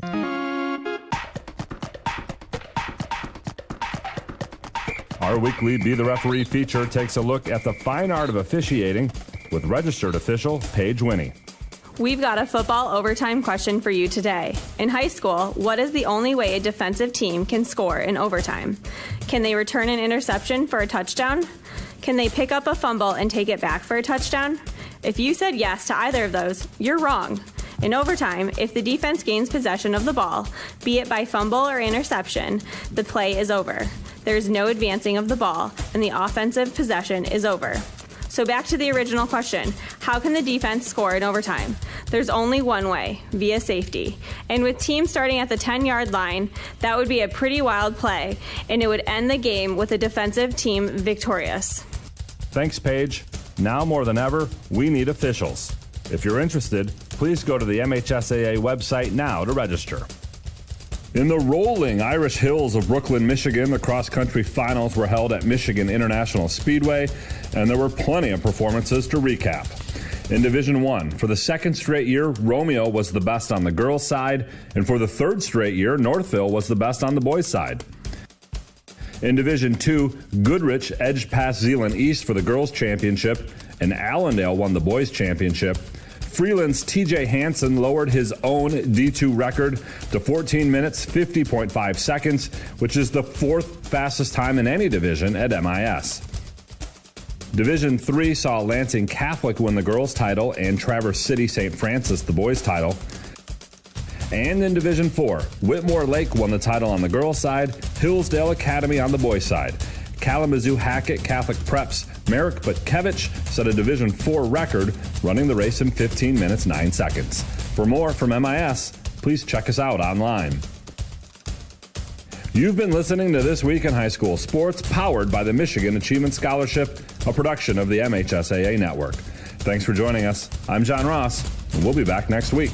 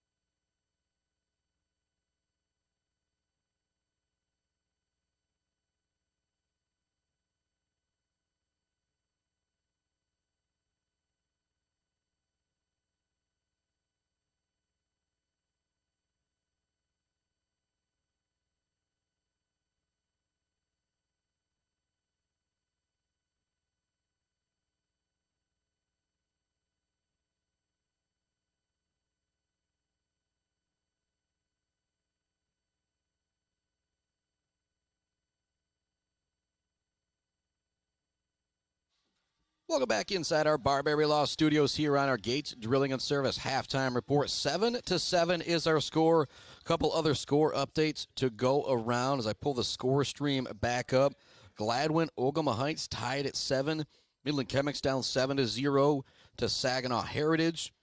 Again, as far as this Division 8 goes, Harbor Beach, a team that bested the Aggies last week in Week 9. They brought a whole bunch of guys back from that really strong team. They had a big test tonight, maybe their biggest test of the season, taking on Clarkston Everest Collegiate. I want to say they were 9-0 on the year. It is 30-0. Harbor Beach at the half, and Fowler up big for Saginaw Michigan Lutheran Seminary, 21-6. And so after this game, possibly Iron Mountain, possibly Boyne City, and then after that, oh boy, it could be Harbor Beach and Fowler. I think matching up next week that could take us into a big-time matchup with the Beal City Aggies. They continue to move on. And as I mentioned, Ithaca up 10-7 on Pewamo Westphalia at home. If they win that game, they would be back at home for another playoff game next week, if that is possibly Millington. And we saw Millington earlier this year against Shepherd, and an absolute powerhouse. Millington Ithaca matchup next week. Oh, boy, what a matchup that would be. We're going to wrap up our Gates Drilling and Service halftime report. When we come back, we're going to have the opening kick of the second half. It'll be Maple City Glen Lake ball. We are tied at 7 apiece here in beautiful Glen Lake, Michigan for high school football on the Mid-Michigan Sports Network. Back with more right after this. Mumford Oil and Gas Supply is your one-stop shop for top-quality products and procurement in the Michigan oil and gas industry. With over 45 years of experience and a strong commitment to customer satisfaction, Mumford Oil and Gas Supply delivers the best solutions for your oil and gas production, drilling, and service needs. If you need it, Mumford Oil and Gas Supply can get it. Visit them on Fancher today or give them a call at 989-317-8582. Hey, Rowan, want to toss the ball around? No, thanks. A quick game of chess? Maybe later. Want me to teach you to ride a bike? Pop, we did all that when I was little.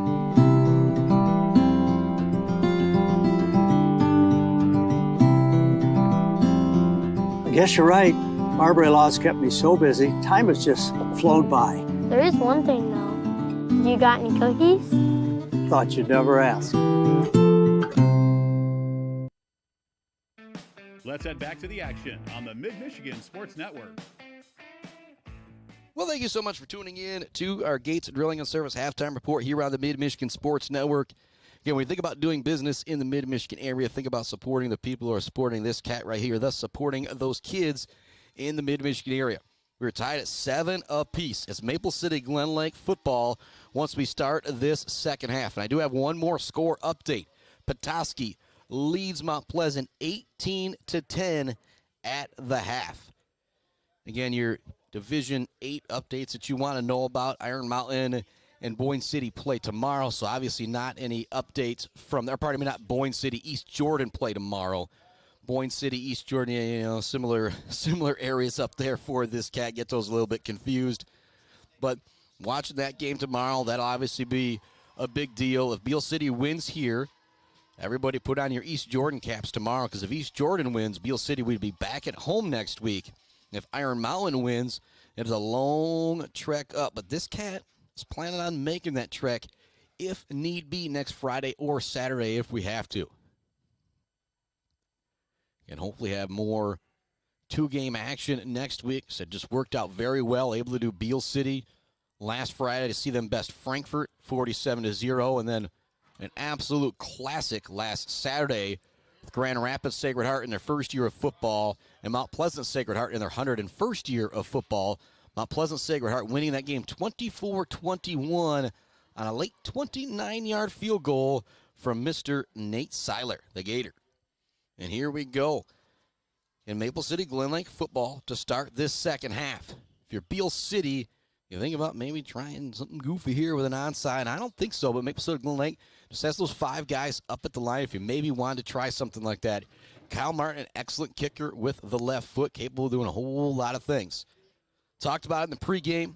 Mentioned it a little bit right now as we close out the Gates Drilling and Service halftime report. Big plays, turnovers. Those are going to be the big deals. Been a couple big plays for each team. The long pass to Aaron Locke from Beal City, the big run from Dykstra, and the touchdown catch from Benji Allen from Maple City Glen Lake. That's got us at 7 apiece here Who's going to make the big plays? And again, Beal did have that late turnover, but it happened so late, didn't really matter. This kick's going to be fumbled by Dykstra at the 1-yard line. Chance for Beal City to back him up here. Chase Faber gets down inside the 10 to bring down the returner. What hustle from Faber. And so it's going to be really tough field position for Maple City Glen Lake. But I think if you're the coach, talking to the quarterback coming out there, you tell him, hey, the only drive we scored at, we were backed up inside our own goalpost. Maybe, just maybe, this is exactly what we need to start this second half. Own 9-yard line is where Maple City Glen Lake will start with the football. And taking some big hits towards the end of that half was Keaton Lacrosse. We'll see if number 8 is back out there at quarterback. Saw Sheehan play some quarterback as well. In the very last play of the first half, it was Benji Allen lined up there at quarterback. And it is it's Allen back there at quarterback now. So you lose Benji Allen as a wide receiver, but he's obviously going to be very dangerous running the football from his quarterback position as well. Tries to pour this one right up the middle. He's going to pick up a yard, maybe two. A great job by the defensive front. We've got a very late flag coming in, and I think it's going to go against Beal City. And, oh, boy, that is not what you want. It would have been 3 yards on that first down play for Benji Allen, but we'll see exactly what the penalty is here. And it looked like it was going to be going against the Aggies. And it's going to be a personal foul, so 15 yards will be marked off. And so personal foul on the first play of the drive. You can't have that. Cannot have that. And so instead of being at their own 9, they're now going to march it out to their own 26-yard line. And so that mistake from Dykstra kind of fumbling the kickoff to start the second half is just kind of negated now if you're Maple City Glen Lake. You can kind of just run your offense now. Benji Allen, again, is going to remain in at quarterback. I don't think we're going to see Keaton Lacrosse back in the game, but Allen is their best athlete. It's not a terrible thing to have him back there. He's also caught the ball well here. He wants to run it all the way here to the near side. A great job stringing that out. Drew Block with a big hit. Gatrill, Hunter McDonald coming in to kind of clean that one up. We'll see how many yards he got. He went a long way laterally just to pick up 2 yards there. A great job by Beal City taking that one all the way from the far hash here to the near sideline and using that sideline as your 12th defender. John Bevere would be very proud. Okay, helped me do a bunch of Beal City broadcasts a few years ago. Was one of their defensive coaches and now on the coaching staff at Central Michigan University. One of my main men. Shotgun look for Benji Allen. 3 wide receivers to the right for Allen. Hands it off, up the middle. Not a lot of room. It's going to bring up third down, and a big third down here. If you're Beal City and you can come up with the stop, you're definitely going to force Maple City Glen Lake to punt the football. We've only had to see them punt the football one time in that first half. First time they got the football, it was 99 yards and a touchdown. The second time they got it, they did punt. Third time they had it pretty much closed out that first half on the INT from McKinney. 3rd down and 7. Benji Allen, the rest of the team looking down at the wrist. And that's another thing. You've got that guy who's used to calling the plays out there. He's no longer out there. You have to make sure you're all on the same page. 10 minutes remaining, 3rd down. 10 minutes remaining in our third quarter. It's 3rd down and 7 for the Lakers. Beal City ready to go defensively. We've got a timeout coming, or actually a very late flag coming in. They're actually going to give Glen Lake the timeout instead of the 5-yard penalty. Really quick thinking there by head coach Jesse Smith. So we'll keep it right here for the timeout. Give me some more time to continue to love on our sponsors. And again, if you think about doing business in the mid-Michigan area, think about supporting these people who are supporting me. Your friends at Gross Farms, Brad Gross Electric, Schaefer's Bait and Sporting Goods, the official Claire Pioneer Gear headquarters, almost up north in Stitches for Britches, the official embroider of the Mid-Michigan Sports Network, hanging by a thread. Friends at Bryant Family Farms are closed for the season, but you can still go check them out online, give them a call. They have subscription flowers coming up this spring and just absolutely beautiful. And not stuff you're just going to get from the store. Everything is grown there on the farm at Bryant Family Farms. And also Clark Modular Homes, again, still waiting to see that hole so big you could drive a Clark Modular home through it. Hopefully we see that, and Beal City gets stopped, gets the football back here. 3rd down and 7, a great timeout call from head coach Jesse Smith. Here's Benji Allen in the gun. Big right, he's dropping back, looking to throw. Aaron Locke bearing down on him. He just throws it away. It's going to be incomplete. Great defensive play. Aaron Locke already with 1 sack in this game. Now he's in the backfield for the quarterback pressure there. It's now 4th down and long, and maybe close to an intentional grounding there as well. But it's going to be all the same for Beal City as you come up with the stop to open up the second half. Out there to punt it away, the strong right leg of Bowden Fisher. Back deep to receive the kick, Mr. Owen McKinney and Mr. Austin Small, a pair of seniors who are very, very dangerous. Both have over 500 total yards on the season, running the ball, catching the ball. Both would like to make a big punt return right here. It looks like we got a false start. Now the kick is on the ground. It's blocked by Hunter McDonald. McDonald gets back there to block it. It's picked up by Aaron Locke. He's in. Touchdown, Beal City. Oh, my goodness. There's a flag on the play. It was a false start, but they snapped the football. I think this one's going to be coming back. But either way, what a play. And they're going to call it a touchdown. Oh, my goodness. So what happened on that play is I kind of reset everything here.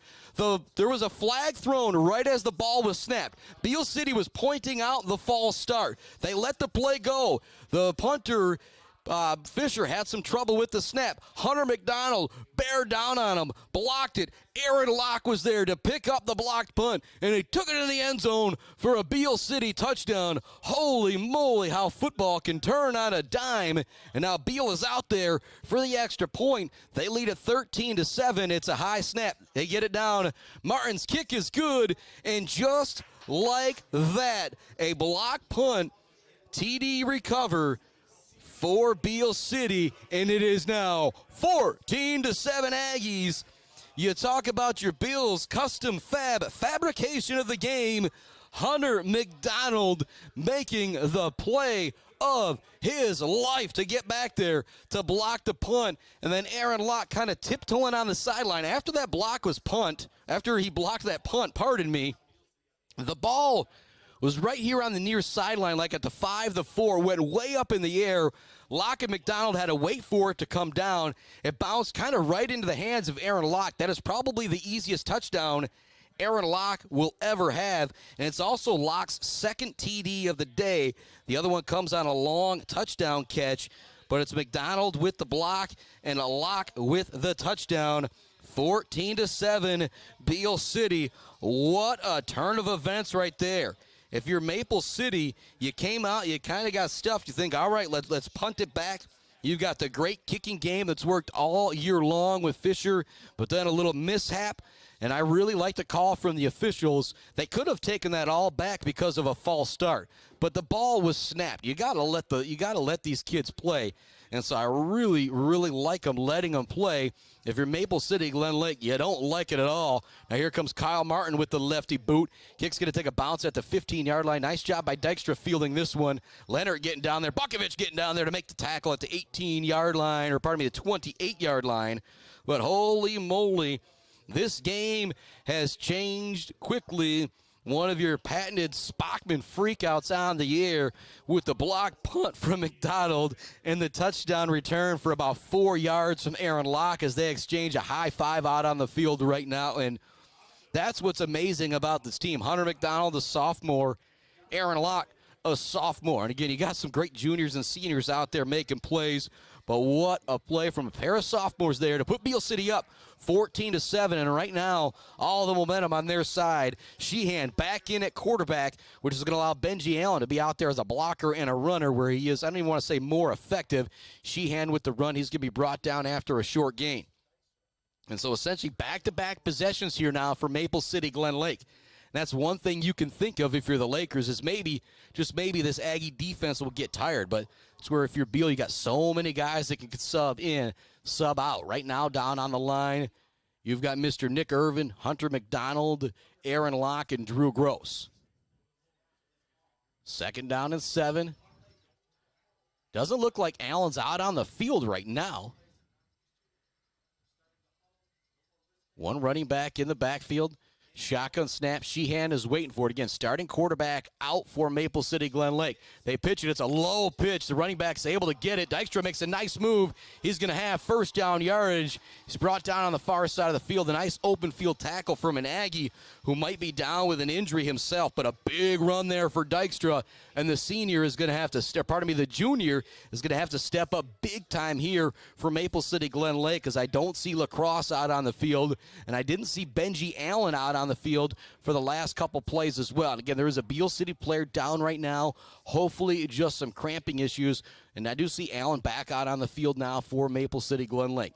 But if you went away at halftime and you come back and you say, wait, hang on, how did Beal City get up 14-7 when it's Maple City Glen Lake ball? And they got, well, Maple City Glen Lake ran one play, got a first down. There's also a personal foul on that play by Hunter McDonald. But oh boy, did he make up for it a few plays later. He blocked the punt.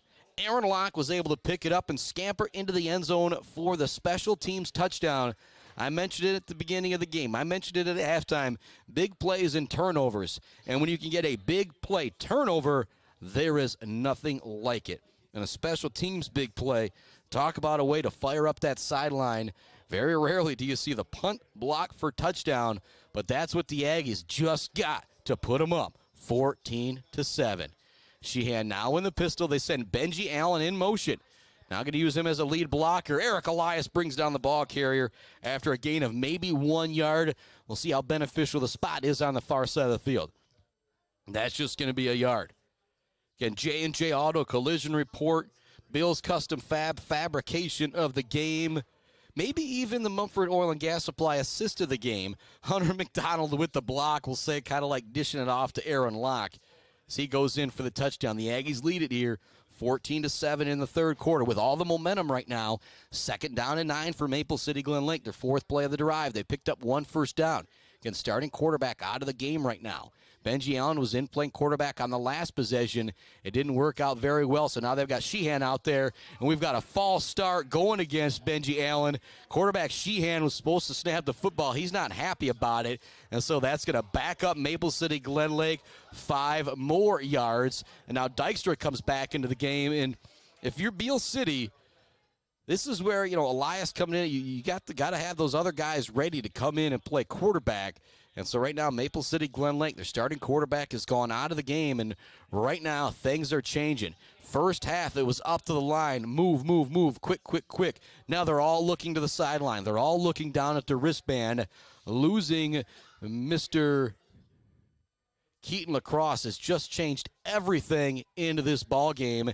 And now back in at quarterback is Benji Allen. He's going to run this one all the way to the near side. Gross does a good job turning him inside. It's going to be a 5-yard run for Benji Allen, but that's okay if you're Beal City because now it's still 3rd down and 9. Braxton Bukovich also in on the tackle for Beal City. 3rd and 8, we'll call it. 6:50 left to go here in the third quarter. A very fast-moving football game.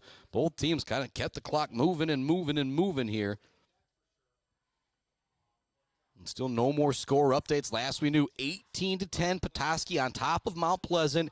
Ithaca on top of Pewamo 10-7. Again, tomorrow we'll have the coverage for you.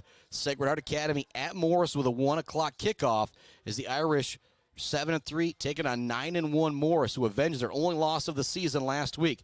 Allen dropping back, looking to throw. It's going to be knocked away by Mr. Garrison Zucker. Fantastic play from the junior defensive back. That's going to bring up 4th down. And you're going to have to punt this one away, I think, if you're Maple City Glen Lake. We'll see who they bring in, who they bring out here. And it does look like they're going to drop back the big punting leg of Bowden Fisher. But last time, he didn't get it off. Hunter McDonald got in the backfield to block the punt.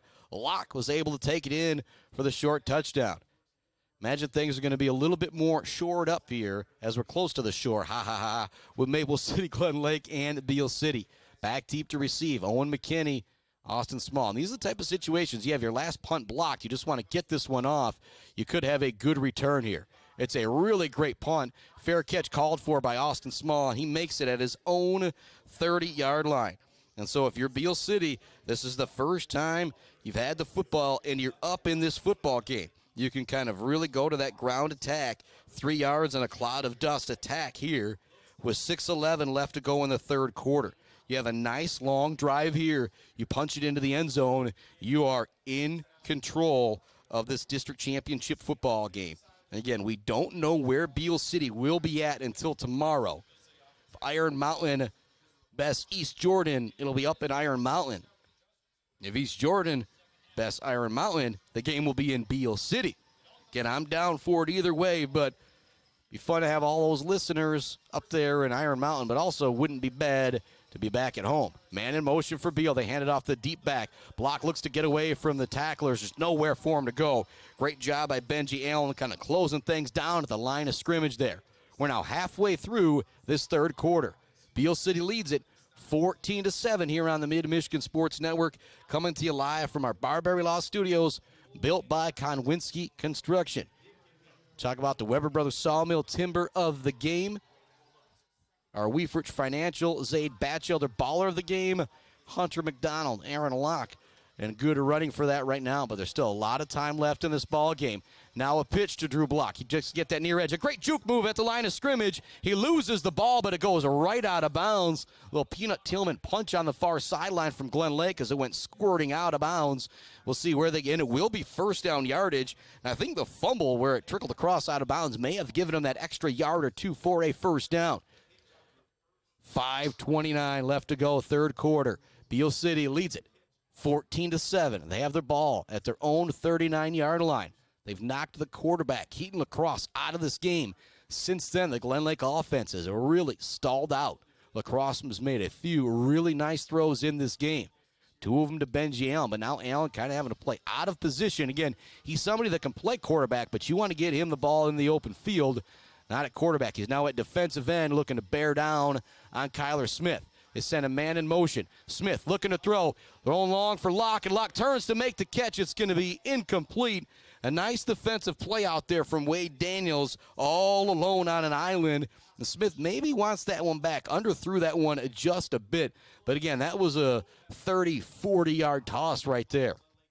Second down and 10 after Beal City goes for the shot play there on first down.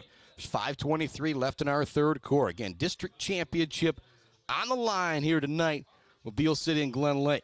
We've got more coverage for you tomorrow with Sacred Heart Academy taking on Morris. Make sure you join us for a 1 o'clock kickoff.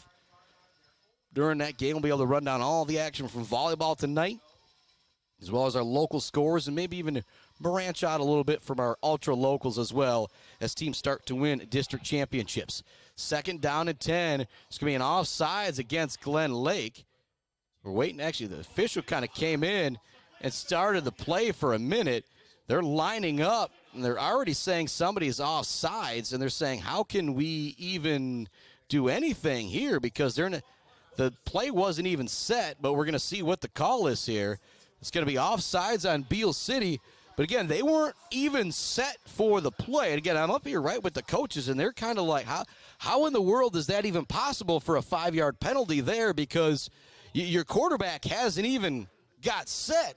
And then the official comes in from the sideline and calls offsides on the receiver. Just a strange call there. Instead of second down and 8, it's now second down and 13. I don't think that's going to change the play call, though, if you're Beal City. Braxton Bukovich out there as a wingback right now for the Aggies. 2 wide receivers to the near side, 1 to the far side for Kyler Smith. Smith dropping back. He wants to throw. Zings it out. Zucker makes a sideline tiptoe catch at the 48-yard line. That's going to make it third down and 2. You see the zip on the football right there from Kyler Smith. Big-time catch on the sideline from Garrison Zucker, the junior with the tiptoe. Coming into the playoffs, Zucker had 26 carries for 317 yards, 8 receptions for $169, and a combined 7 touchdowns. Had an interception last week. Here comes a big third down and 1 play. I formation look with Elias at fullback. Hand it off up the middle. McKinney's got first down yardage, or very close to it here. Waiting for the official, and they will give him first down yardage. And so 5 minutes remaining, just over that here in the third quarter. Beal City picks up their second first down of the drive right near midfield. And we do have a player down right now for Beal City. Again, hopefully just some cramping issues out there for the Aggie linemen with 5:10 left to go here in the third quarter. Thanks so much for tuning in to the Woods Household pregame show. Bill's Custom Fabrication of the game, and talking about that all night long. And also, thank you for listening to the Gates Drilling and Service halftime report. Right now, that Bill's Custom Fabrication of the game, pretty obvious play right now. With Hunter McDonald blocking the punt. Aaron Lott picking it up, taking it into the end zone for a touchdown. Again, you talk about our Mumford Oil and Gas Supply assist of the game. I almost want to give it to Hunter McDonald because it was just a really easy play for Locke to pick it up and take it in the touchdown. But then I'd be remiss if I took away the 50-yard pitch and catch from Kyler Smith to Aaron Locke in the first half. And that was such a big play because Maple City Glen Lake had just drove it 99 yards to go up 7-0. Then Beal City answers right back on the TD on the third play of the drive. And then both teams stalemated each other for the rest of the first half. Glen Lake got a personal foul, first down on the first play of the third quarter, then stalled out. Their punt was blocked by McDonald and ran in by Aaron Locke. That's how the Aggies are up 14-7 as that special teams touchdown. Drew Block turned inside, runs through a couple tacklers. He's brought down after a 5-yard gain. And so seventh play of the drive coming up. It'll be 2nd down and 5 for Beal City, just inside Maple City Glen Lake territory at their 45. 4:30 left to go, third quarter. Beal City leads it 14-7 here on the Mid-Michigan Sports Network. Thanks to everybody for tuning in. And hoping to have some volleyball playoff action next week, as well as some high school football playoff action as well. Hopefully multiple games. Kyler Smith is going to go under center. The deep back remains Drew Block. They send Austin Small in motion. They're going to pitch it that way. Nice lead block from Austin Small. First down yardage for Drew Block out there. And that's where Austin Small, like Mr. Trey Small, he plays big. Big-time block out there from the senior running back to spring his fellow senior running back for first down yards. Again, a great job by the line out there as well for Beal City. Got Gross out there along with Faber, Wilson, Leonard, with Irvin. It's Sienkiewicz at center as well. Has done a great job all year long. Under center will be Kyler Smith. Lined up behind him is Drew Block. Your two wingbacks are Austin Small and Owen McKinney. Small goes in motion. They fake it to him. Now looking to run a little counter play here with McKinney, but Glen Lake was ready for it. Good defense from the Lakers out there in the black and gold with the winged helmets. It's now going to be 2nd down and 8. 3:50 left to go, third quarter. District title on the line with Beal City and Glen Lake. What a game it has been. These two teams pretty much playing to a stalemate other than that big special teams play. Hunter McDonald blocking the punt and Aaron Locke taking it in. Two running backs in the backfield. One tight end out there and also kind of a split end as well. Small gets the handoff. He's got first down yardage brought down at the 21-yard line. And Beal City really starting to churn away on this drive as they have now ran 9 plays. They've picked up 4 first downs. They started at their own 28-yard line with 6:11 left in the third quarter. This next play will be snapped less than 3:11 left to go in the third quarter. If you're Beal City, you're able to go up 2 scores here heading to the fourth quarter. Even a field goal here from Kyle Martin would be very big with the way this game has gone, in particular with Glen Lake now missing their starting quarterback here in the second half, Keaton Lacrosse. I don't think we're going to see him back in. McKinney goes in motion. They fake it to him. It goes up the middle to Drew Block. He's got to jump over a couple would-be tacklers. He's going to be brought down after a gain of maybe 3 there on first down. And if you're Beal City, you will take it.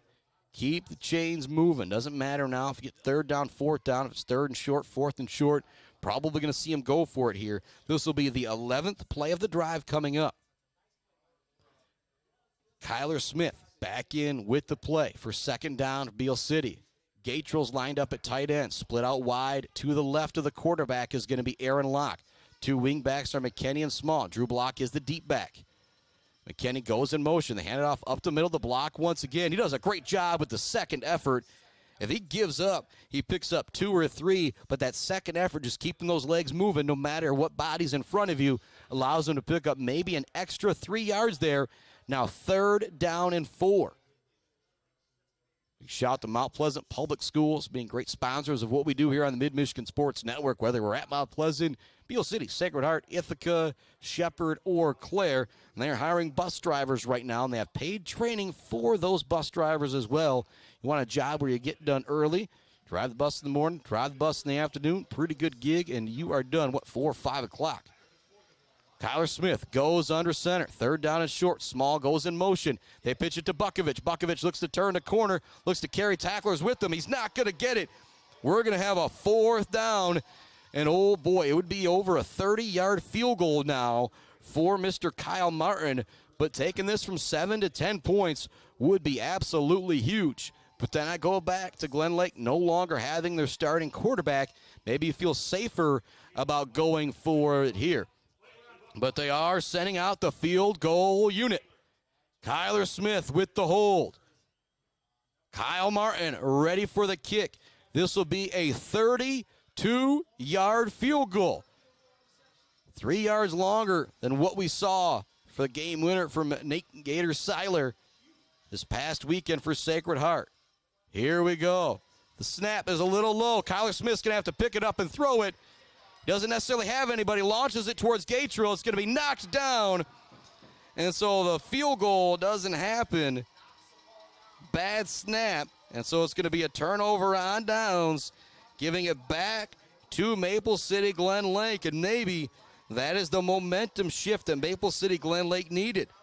14-7 now your score. And what happened there, just snap came in a little slow. Kyler Smith picked it up, tried to run with it. Gatrill did a good job doing his job, turning around, making sure that there was a target for Kyler Smith to throw the football to.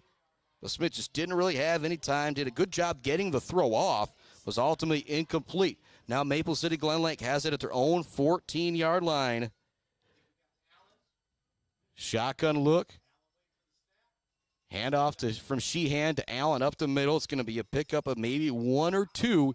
Now under 30 seconds remaining here in the 3rd quarter. Beal City leads it 14-7. Will we have one more play before we head to the 4th? Sheehan in the backfield with Dykstra. Under 10 seconds now remaining. There's 3 wide here to the near side. Allen telling the quarterback, you got to hurry up and snap the football here. Sheehan, I think he's going to wait for the 4th quarter here. He is not going to snap the football. We're heading to the 4th quarter, a classic in the district title game. Beal City leads it 14-7 on a blocked field goal from Hunter McDonald and a return from Aaron Locke. Back with the 4th quarter right after this on the Mid-Michigan Sports Network. Value is not just a price. When you buy something for your home, it's an investment. Knowing that you're getting a great deal and service after the sale is priceless. At Woods Household, we only carry quality products for your home at competitive prices. Furniture that is attractive and durable. Comfortable mattresses that last for years. Flooring that stands up to wear and tear. These are all products that last by trusted name brands like FlexSteel, Serta, Whirlpool, and many more. So shop the Woods way. Weber Brothers Sawmill has been in the sawmill and logging business since 1950. Weber Brothers Sawmill buys standing timber and logs all over central and northern Michigan with National Hardwood Lumber Association certification. You can be assured of a professional job, from the marking and cruising of your woods through the harvest. Weber Brothers Sawmill is a proud supporter of our local high school student athletes. Let's head back to the action on the Mid-Michigan Sports Network. Welcome back inside the Mid-Michigan Sports Network. The Barberry Law Studios, built by our friends at Konwinski Construction. We are headed to the 4th quarter. 2nd play of the drive coming up for Maple City Glen Lake. They have it at their own 16-yard line. It's 2nd down and 8. Beal City's last possession, 13 plays, was the missed field. Well, the 13th play of the drive. This bad snap on the field goal. Kyler Smith tried to make it happen, but they weren't able to. Now 3 wide for the quarterback. Sheehan still in at quarterback. Benji Allen lined up in the slot on the far side of the field. Run up the middle for, I believe that's Dykstra on the carry there. See what they give him on that one. That one could be a 2-yard gain, could be a 4-yard gain. Just depends on the spot. And not a great spot on the far side of the field. 3rd down and 5 for Maple City. Play coming in from the sideline. Again, things are just not as smooth out there without the quarterback Mr. Keaton Lacrosse. Since he has been out of the game, it's been a little bit of confusion, just been a little bit slower moving as they get the offense going. 3rd down and 5. Benji Allen lined up in the slot for Sheehan. He's looking that way. He's not open. Now he has to run it. He runs into the referee. He's got first down yardage, though. He's going to be brought down at the 25-yard line. It's going to be really close to first down yardage. The referee ended up kind of doing a little bit of a favor for him, but also credit Sheehan for not going down after kind of barreling in to the official, and that will be first down yardage on the carry. And maybe that's something to get Caden Sheehan going a little bit at the quarterback position. It just looks a little shakier out there than what we have seen from Mr. Keaton Lacrosse earlier in our ball game. Right now, if you're Beal, get a stop here, get the ball back, run to the far side of the field. Not a whole lot there. A great tackle from Braxton Bukovich.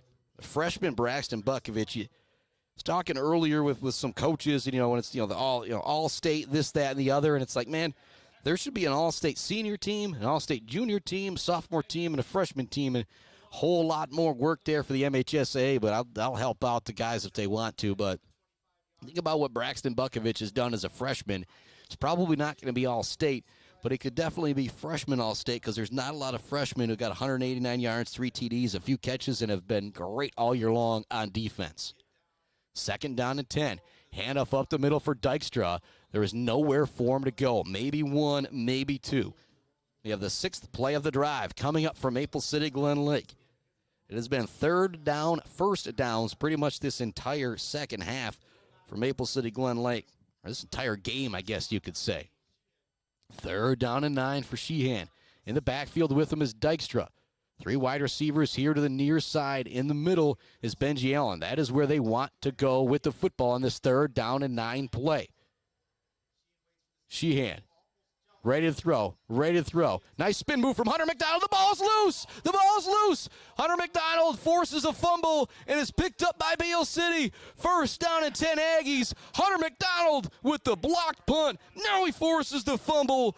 Big time play out there from the sophomore. And waiting to see, actually, yep, it is McDonald with the fumble.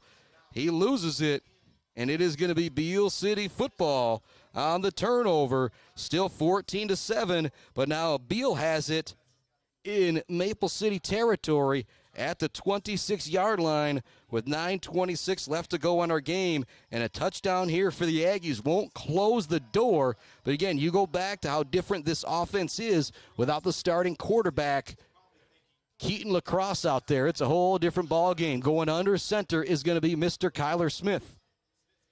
Pitches it to Drew Block. He wants to get the near side here. He spins out of one tackle. We've got a flag coming in as Block is going to go all the way into the end zone for a touchdown, but this one is going to be coming back on a penalty, and not happy about it is the coaching staff for Beal City, and you cannot blame Coach Oswald, Coach Ancliffe, and the crew. Just frustrating holding call out there. But again, those officials got a lot better view than we do. Talk about Woods' household, the best seat in the house. Probably the officials, the chain gang out there. And I know a lot of schools out there looking for help with the chain gang a lot of times if you want to get involved. Maybe not necessarily even high school football, maybe at the middle school level or something, but many opportunities for you to get involved. But that one is going to back up Beal City, still in fantastic field position here. It is now 1st down and 20, but you still have it at the Maple City Glen Lake 36-yard line, and you lead it by 7 with 9 minutes remaining here in this district title 4th quarter. Empty set for McKinney. Pitches it. Empty set for Smith. He pitches it to McKinney. McKinney trying to get down to the 30-yard line. He's going to pick up maybe 5 or 6 here on the 1st down carry. Actually, only going to give him 3 on that one. Make it 2nd down and 17. Smith trots back over to the sideline. Looks like we're going to see a similar formation there. You've got Gatrill and Aaron Locke both split out wide. See one-on-one coverage with either one of those guys there. Definitely a threat. Drew Block is going to be lined up. Actually, only guy split out wide is going to be Aaron Locke. Then everybody's lined up tight to the right side of the quarterback on the line. In the backfield is Drew Block. Drew Block's going to pitch it, look to go that way. He's got that outside edge. He's going to pick up 3 or 4 yards before he's pushed out of bounds. Maybe a late push out there on the far side of the field. It's now going to be 3rd down, and we'll see where the spot is. They're not going to give him a good spot, so it's 3rd and 15. But if you're Beal City, you got 2 plays to pick up 15 yards here. 3rd and 14 at the 30-yard line. There's 8:14 left to go in the 4th quarter as Block stepped out of bounds on that play. What a game it's been. What a finish we are going to have. In the gun is Smith. He's got 3 wingbacks, or call it 5 wide if you want to. Lined up here to the near side is Locke. They fake the handoff. Kyler Smith is flushed up in the pocket immediately. Now he looks to throw it downfield. He launches it towards the end zone. It's a flag for McKinney. He was pushed in the back going for the catch. It's incomplete. It was an obvious push in the back on McKinney. He looks up and doesn't see a flag. How in the world? Oh, my goodness. That is about the clearest push in the back that I have ever seen. And give me a moment. I'll go fix the scoreboard here.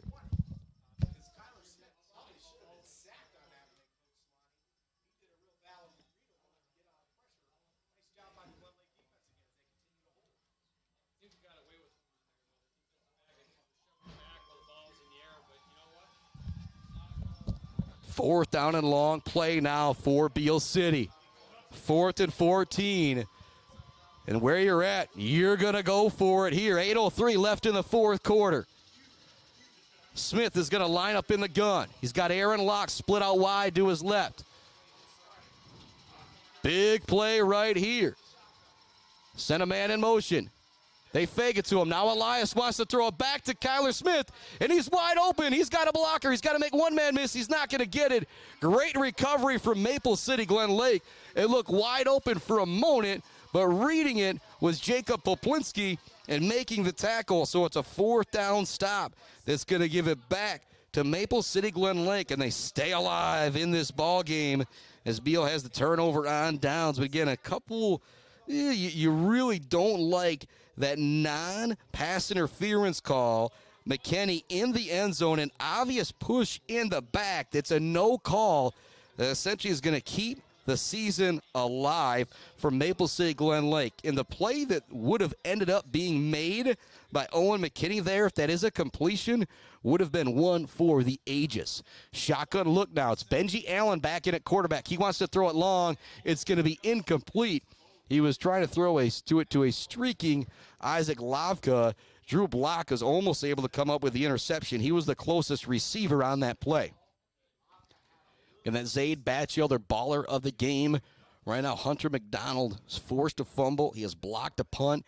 Aaron Locke has both touchdowns in the game, and so maybe a pairing right there for the Zaid Batchelder baller of the game, brought to you by Weefrich Financial and our Weber Brothers Sawmill Timber of the game, with a pair of sophomores and how fantastic they have been. But there's still a lot of time left. 7:48.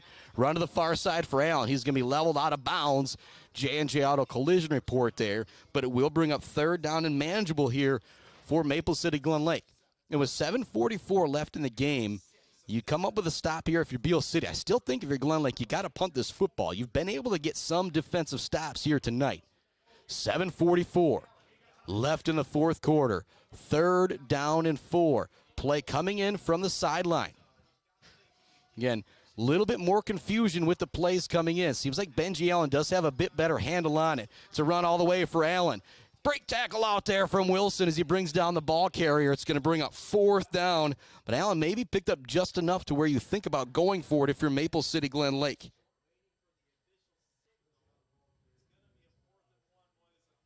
And Beal City is up 2-1 over Beaverton. A big shout out to Nate, Jen, and Ryan Batchelder watching that, watching my game on Facebook, watching the volleyball game on the NFHS network. 4th down and 1. Allen in the gun. Looks like he's going to go for it here. Looks to pour it off to the near side. Bukovich there to bring him down. We'll see. It's going to be very close. It's going to depend on the spot. I don't think he got it. Bukovich, the freshman, I think he stopped him. Waiting for the official. Waiting for the official to give me the call. Still waiting. They're going to call a timeout, and they're going to bring out the measuring stick. but the official did a great job coming in from the sideline. He's got his foot right on that football. It's not moving. They need to get it essentially to the 42. It is right at the 41.8-yard line. They are going to bring out the sticks, and if Beal City comes up with a stop here, they'll get it back in Glen Lake territory with 7:05 left to go. If not, Glen Lake will have picked up a very, very big fourth down that might just keep their season alive. Here it comes on the measurement. They stopped. Braxton Bukovich, the freshman, coming up with a monster stop in the backfield, and it's a turnover on downs. And again, that's the risky part if you are Maple City Glen Lake, as you go for it so deep in your own territory, and now you give it right back to Beal City in scoring position, and they already lead it by 7. 7:05 left to go, and you think about that drive, not even taking a minute off the clock there for Maple City Glen Lake. I guess that's good because you trail, but Beal City started it at the Maple City Glen Lake 26-yard line with 9:26 left to go. Now they've got it at the Maple City 36-yard line, 7:05 left to go, fourth quarter. Got to score here. Kyler Smith in the gun. Two wingbacks split out to his left, one to his right. McKinney goes in motion. Throw it out here to the near side for Aaron Locke. Locke gets by one guy on a great block, and they're going to call a hold out there on the outside. If they're trying to call a Drew block for the hold, oh my, that's going to be a tough call. Waiting to see and it is going to be a hold going against Beal City. And I am a homer. I want Beal City to win this game, but that was a wide receiver screen where the player just kind of went flailing for the tackle. That is a really, really tough call going against the Aggies right there. But if you're Beal City, you're still all good because you got it first down and 19 now. 6:58 left to go. You have it in Maple City territory. But again, you're backed up on the hole, just like the last drive. Looks like going under center, in the gun this time is Kyler Smith. They're lined up tight. Owen McKinney, the wingback here to the near side. They send him in motion. He gets the handoff. Tries to turn that corner. He's not going to be able to. It's going to be a very short gain there on the first down and 19 carry. And so a couple holding penalties have really put Beal City behind the chains here on their last two drives that started in Maple City territory. It's been tough sledding for them. Second down and 17 now for Beal City. You have it at the Maple City 44-yard line after that big fourth down stop from Bukovich. As we talk about the Weber Brothers Sawmill Timber of the game, kind of McDonald has his name stamped in there right now, but a big play from the freshman Bukovich moments ago to get possession back to Beal City. Halfway through the fourth quarter, 14-7, Aggies with the lead. McKinney sent in motion. They fake it to him. Kyler Smith wants to go downfield, throws it. It's going to be incomplete on the far sideline. Benji Allen with some great defense over there on the far side. Not a bad throw from Kyler Smith, but Allen was all over the would-be wide receiver. It's now third down and 17. We have 6:06 left in our fourth quarter. An absolute battle between Maple City Glen Lake and the Irish volleyball win in 3. And Beal City Volleyball, district champions, taking out Beaverton. A big congratulations to them. And so hopefully a pair of district championships tonight for Beal City. And one for Sacred Heart tonight, one tomorrow for Sacred Heart. I guess it'll be a regional championship for the Sacred Heart football team tomorrow. And the Maple City Glen Lake players on the sideline doing a great job pumping up the crowd. So come out here on third down and 17. Timeout on the field from Beal City. Our broadcast is not going anywhere.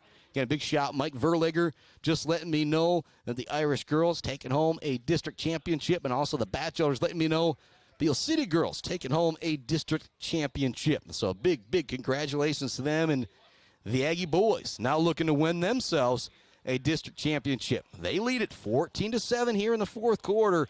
Third down and 17 for the Aggies. The last two times Beal City has had it, you could call a questionable holding call if you wanted to say so, going against Beal City. It's backed them up each time. It's now third and 17, and the one play that's worked very well in this game is that misdirection screen pass. So they throw it back to Drew Block. We'll see if maybe they go with something like that here. Maple City Glen Lake They've had pretty good coverage down the field. The seam, I feel like, is a spot where you can really attack because you don't have to throw it to the sideline for the quarterback. Just right down the middle of the field. Glen Lake's done a good job shoring that up. Here we go. Gatrell, lock, block. Kyler Smith, Owen McKinney, Austin Small, all out there as possible targets for Mr. Kyler Smith here on 3rd and 17. If you're Beal, you also could run the football here, try and make it 4th and more manageable, as this could be 4-down territory. 6:06 left to go in the ball game. Beal City leads it by 7. 3rd down play here. It's a handoff to Drew Block. He gets some great lead blocks, and another one from Wilson. He's into the open field, gets away from another man. Touchdown! Drew Block into the end zone. 20-7. Beal City on top. The 3rd and 17 tutty from Drew Block as they get the big. I get back here, Steve. We need a better high five than that. Big high five here in the press boxes, myself and Steve Gross, as the 3rd and 17 run goes for 6 from the senior Drew Block. And the Aggies are now in control here for this district title. And not the right football out there for the extra point, as you see the arm as well from Kyle Martin, the lefty. 5:57 left to go. Extra point, a big deal here, because you would force the Lakers to have 2 touchdowns and 2 extra points. Kicking game can always be a little squeamish in high school football. The kick is up, and it is good. 21-7. Beal City with the lead on the 3rd and 17 tutty from Drew Block. What a call to go with the run on 3rd down and long. Maple City Glen Lake not ready for it. The Aggies up 2 scores. Back with more right after this on the Mid-Michigan Sports Network.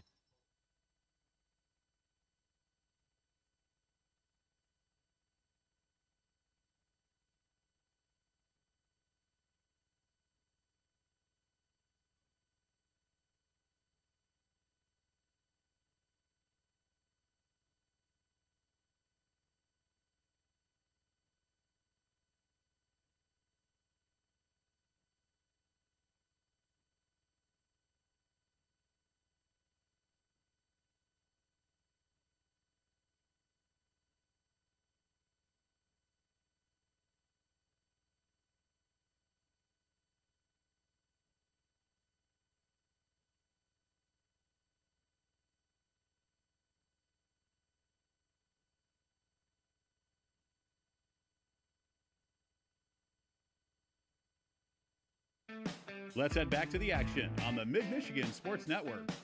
Welcome back inside our Barbary Law Studios, built by Konwinski Construction. And oh boy, talk about the Bills Custom Fab fabrication of the game. There's been so many big plays in this one, but the 3rd down and 17 touchdown run from Drew Block, still not going to be our play of the game, but right up there.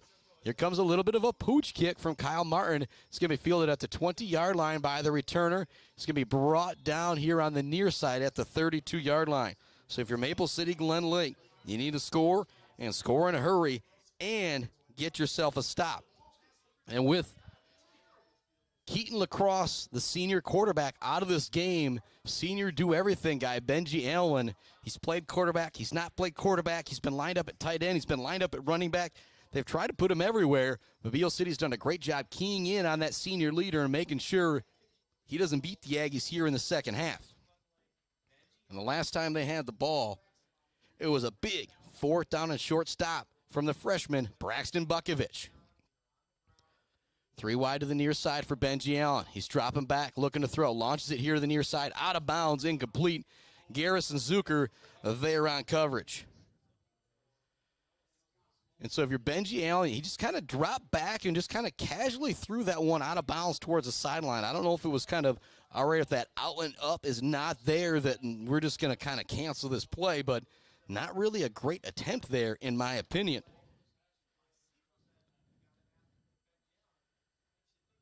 Coming back out there for the next play. Again, Allen remaining in at quarterback. Hands this one off up the middle. Not a lot of room for the ball carrier. And here we go. A big 3rd down situation right here for Maple City Glen Lake. You cannot get off the field this quickly. 3rd down and 4. Allen in the backfield. ready for the shotgun snap. I'm going to be very surprised if he doesn't run the football here himself. They fake the handoff. Drew Gross is there for the play. Maybe a hold out there as well. There's going to be no holding call. He's going to be very close to first down yardage. Allen with a nice job pushing that pile forward, and they will give him the first down there. Woo! Very close play, but they give him the first down. The chains move, but that clock starts to tick again. We're now under 5 minutes remaining in the ball game here, and pardon me as I bring that scoreboard back up for everybody. 21-7 our score.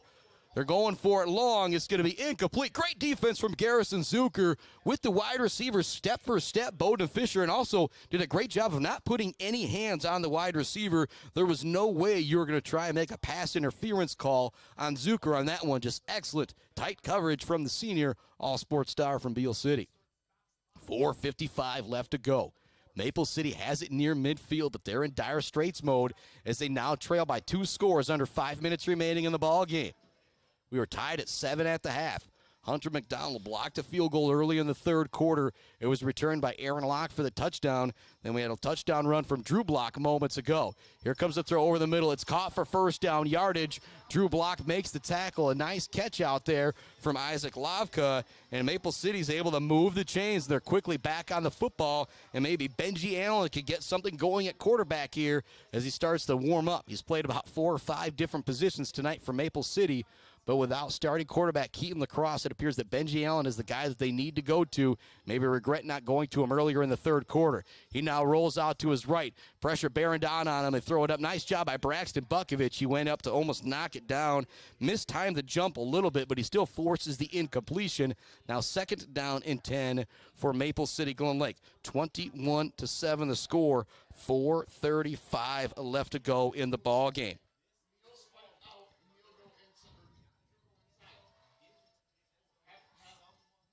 .435 left to go in the ball game. 2nd down and 10. Glen Lake has it just inside Beal City territory.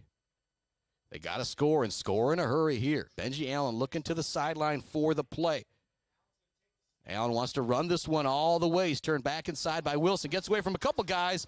Drew Gross is able to bring him down at the 30-yard line. But it's first down yardage and a great play from Benji Allen. He just keeps the game alive for Maple City Glen Lake right there.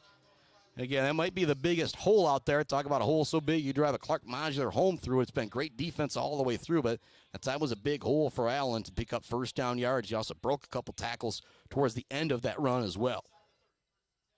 Allen dropping back, looking to throw this time. He's going to throw it over the middle. Ooh, but Lavka is leveled by Drew Block. He just separates him from the football, and Lavka still down. Actually, he is a lot tougher than I am as he gets up and runs right back to the line of scrimmage. That young man is a football player, and he is ready to go. Allen remains in at quarterback. We have 4:09 left to go in the ball game. Beal City leads it 21-7 here in the district championship. Again, it hadn't had any other scores coming in as of late, but we'll check on those scores in our Bird All-American Grill postgame show because right now it's all about Beal City and Maple City Glen Lake. Dropping back, looking to throw is Benji Allen. Launches long. Defense out there is Martin. It's in and out of the hands of the receiver. Lavka just dropped that one. What a toss from Benji Allen. Martin may have bumped the receiver a little bit, but you're not going to call a pass interference when it goes right through the man's hands. That's going to bring a 3rd down and 10. If you're Maple City Glen Lake, obviously there's still a lot of time left in this game, 4:03 remaining, but I feel like that might be the play that you needed right there. Been some fireworks for Maple City Glen Lake. We shout out our friends, Dave Haynes and the crew at All Seasons Fireworks. 3 wide to the right, 1 to the left for Benji Allen. Quickly looks to the right, throws it out there. It's going to be caught. Bukovich brings down the wide receiver immediately. We'll have the 10th play of the drive coming up. Maple City got it with 5:57 left to go. There's now 3:50 left to go as they try and move it in a hurry. Down 2 scores to Beal City, 21-7. The Aggies in control here in the fourth quarter, but Maple City Glen Lake trying to threaten, get into the end zone to make it a one-score game and possibly have an opportunity for an onside kick or maybe one final defensive stand. They still have 2 timeouts remaining. A lot of time coming off the clock. Fourth down play here for Maple City Glen Lake. They don't take a timeout. Dropping back, looking to throw is Benji Allen. He's got to find somebody out to the far side. It's dropped! It's dropped on the far side of the field by Noah Scott. It was not a bad throw from Benji Allen, and that's going to be a turnover on downs on the 10th play of the drive, and it's going to give it back to Beal City, up 21-7, several first downs away from yet another district championship. And Beal City, the rare team that has more regional championships than district championships, as they were playing playoff football long before district championships were even a thing. And I see a whole lot of the Maple City fans starting to get loud again here, try and give their team one final push. And right now, if you're Kyler Smith in that huddle, you are saying, hey, boys, a few first downs, district championship, let's go make it happen. Owen McKinney, Austin Small lined up at wingback. The deep back is Drew Block. Smith goes under center, hands it off to Block. Nowhere for him to go in the backfield. Immediately bringing down the ball carrier is Mr. Dominic Stein. And so if you're Glen Lake, you got to get this stop on this series of downs. It's 2nd down 11 as we go under 3 minutes remaining in the football game. And the extra plus if you're Beal City is that you are up 2 scores here. So obviously you want to hang on to the football here, run out the rest of this clock. But if you don't, if it does go back to Maple City Glen Lake, you essentially have that, I don't want to call it a get-out-of-jail-free card, but if they score once, you are still in good shape. Drew Block, the deep back. The 2 wing backs remain Small and McKinney. They fake it to Small. Hand it off to the deep back, Drew Block. Ball's on the ground. The ball is on the ground. It looks like Glen Lake has picked it up, and it is recovered by Wade Daniels of Maple City Glen Lake. So on the 2nd play of the drive, it's a fumble. Glen Lake gets it back and somehow stays alive in this ball game. It's still dire straits mode for the Lakers, but it is now 2:29 left to go, and Glen Lake is going to come back out onto the field in great position to try and score and close the gap in this game. They've got it at their own 30-yard line. 2:29 left to go. Allen dropping back, launches it over the middle. It's going to be tipped and, almost caught. Owen McKinney went up for the interception. He tipped it and almost went into the hands of Noah Scott, who just dropped that big one moments ago. 2nd play, just had turnover moments ago from Drew Block. Maybe the first time I've ever seen that young man fumble the football. But you talk about the turnovers in this game. It's now 3 for Glen Lake if you count that interception towards the end of the first half. But you've had the blocked punt from Hunter McDonald, returned by Aaron Locke. And then also Hunter McDonald forcing a fumble that was recovered by the Aggies. Benji Allen in the gun, 3 wide to his left. He's now rolling that way, looking to throw. He now wants to run the football. He's going to make a couple of good moves, tries to bowl over one man, but he stood up just outside the 20-yard line. And you're waiting for them to blow the whistle now if you're Glen Lake. Try and stop the clock so you can hurry and get lined back up. It's now 3rd down and 2 for Maple City Glen Lake. We're under 2 minutes remaining in the ball game. And again, Glen Lake needs 2 scores here, folks. So Beal City still in pretty good shape, but Glen Lake threatening after the fumble recovery. Allen slings it over the middle. It is caught by Fisher, dances toward the end zone. He's going to be brought down at the 1-yard line. He does a nice job kind of covering up the football at the last moment instead of trying to reach out for the end zone. Now 1:47 remaining. They're waiting for the chains to get set. And right now, if you're Glen Lake, you got a chance to score now and possibly kick an onside kick here. It's going to be an empty set for Benji Allen. It's going to be a run for the big quarterback all the way. Looks to pour it up the middle. He's going to be stood up. We'll see if he's in. Waiting for the signal. They're going to say he was stopped, and that is a big deal as far as time is concerned because the clock continues to run. 1:20 left to go. Glen Lake still does have 2 timeouts remaining. And looks to pour this one up the middle. He's into the end zone for a Benji Allen touchdown. But Beal City still in great shape right now as they lead at 21-13 with 1:16 left to go. Going to see an extra point here from Glen Lake that's going to be very, very important because you don't want to have to go for 2 if you somehow get into the end zone if you're Glen Lake. Now, if you're Beal City, you're going to see an onside kick here. You know what's going to happen. Got to have your hands team ready to go. And we do have a player down right at the end zone for Beal City. And so take a break here for a moment and try and catch our breath. 21-13 is the score. Beal City with the lead, and Petoskey now up big on Mount Pleasant, 38-10 with 4 minutes left to go in the fourth quarter. Big shout out to Mike Verliger for giving me that update and those updates. And you've heard me talk about a few times, one of the big guys, why I started, what I did here. It's kind of, let's say, as a smart businessman, just his opinion, had some things he told me. So a big shout out to him for tuning in here tonight, listening to some Aggie football. And I know, oh boy, him and Coach Wheaton and the rest of the crew are getting ready tomorrow for regional championship football here on the Mid-Michigan Sports Network. Yeah, 8-man football playoffs. You only get 16 teams in. And so last week it was 6-3, Mount Pleasant Sacred Heart taking on 9-0 Grand Rapids Sacred Heart. They won that game 24-21 on a late Nate Seiler field goal to put them up for good. Tomorrow the test gets even tougher as they take on Morris. Now Sacred Heart comes back all the way healthy. Morris has lost a key player, their quarterback, and they don't run a whole lot, so their running backs, I feel like, are their main go-to guys offensively.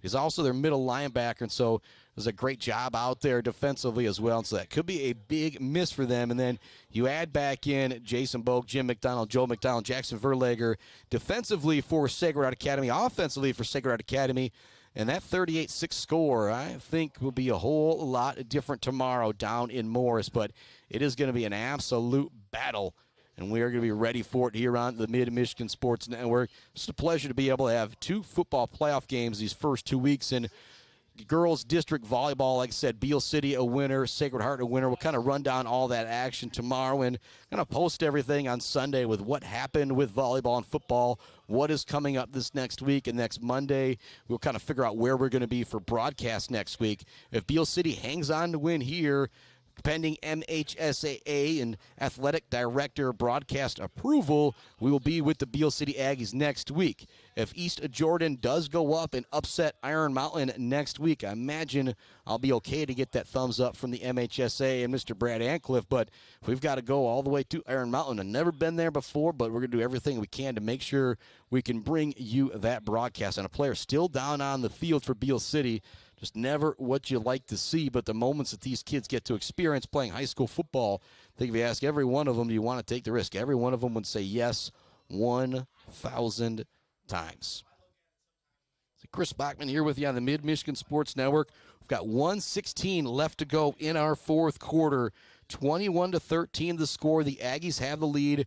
There's an extra point pending coming up for Maple City Glen Lake, and then we're going to see an onside kick. If Beal City's able to come up with it, they pick up 1 first down. They will be a winner here in the district championship. But if you're Maple City Glen Lake, you're hoping to get yourself that onside kick, and then you got a couple timeouts at a minute, try and get down the field again, try and get into the end zone. Again, player still down on the field for Beal City.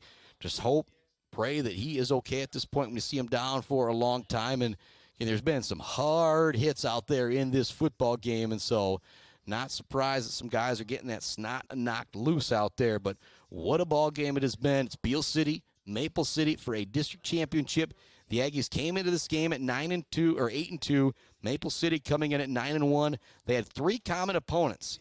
They both bested Frankfort. They both bested Manton big as well. I think Manton was 50-0, 49-6. Maple City, Beal City, respectively, and then Frankfort, Beal beat them 47-0. Maple City beat them 50-6. Then they both lost to Reed City, and so very rarely do you get into the playoffs. So there's like 3 common opponents out there, but that's what we're able to look at. Reed City bested Maple City 28-14. And Reed City bested Beal City 18-16. So again, you look at those matchups with that Reed City game, you maybe say, well, Beal City may be a slight favorite in this one. And again, Drew Gross did not play in any of those 3 games I talked about for Beal City, and he is worth a whole heck of a lot out there, as we've seen him make some big plays here tonight and made some monster plays last week as well. I believe that's Bukovich down there in the end zone for Beal City. I just talked about the young man, freshman. If they had a freshman all-state, he would definitely be on it. One of the leaders on the defense all year long as a freshman. He's also done a great job at running back as well. 21 carries, 189 yards. He had 3 or 5 TDs, as I can't read my chicken scratch, and he's also caught the ball a few times as well. But players still down right now for Beal City. We're going to take a break here on the Mid-Michigan Sports Network. Big-time moments coming up. It is 21-13 with just over a minute remaining in the fourth quarter.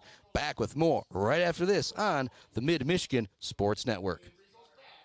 Clark Modular Homes in Mount Pleasant are a one-stop shop from the buy, the build, and beyond with their fantastic service department. Stop in to see their selection and purchase options today on Pickard Road, or visit them online at modularhomesbyclark.com. Clark Modular Homes, supporting Mid-Michigan youth in and out of the classroom.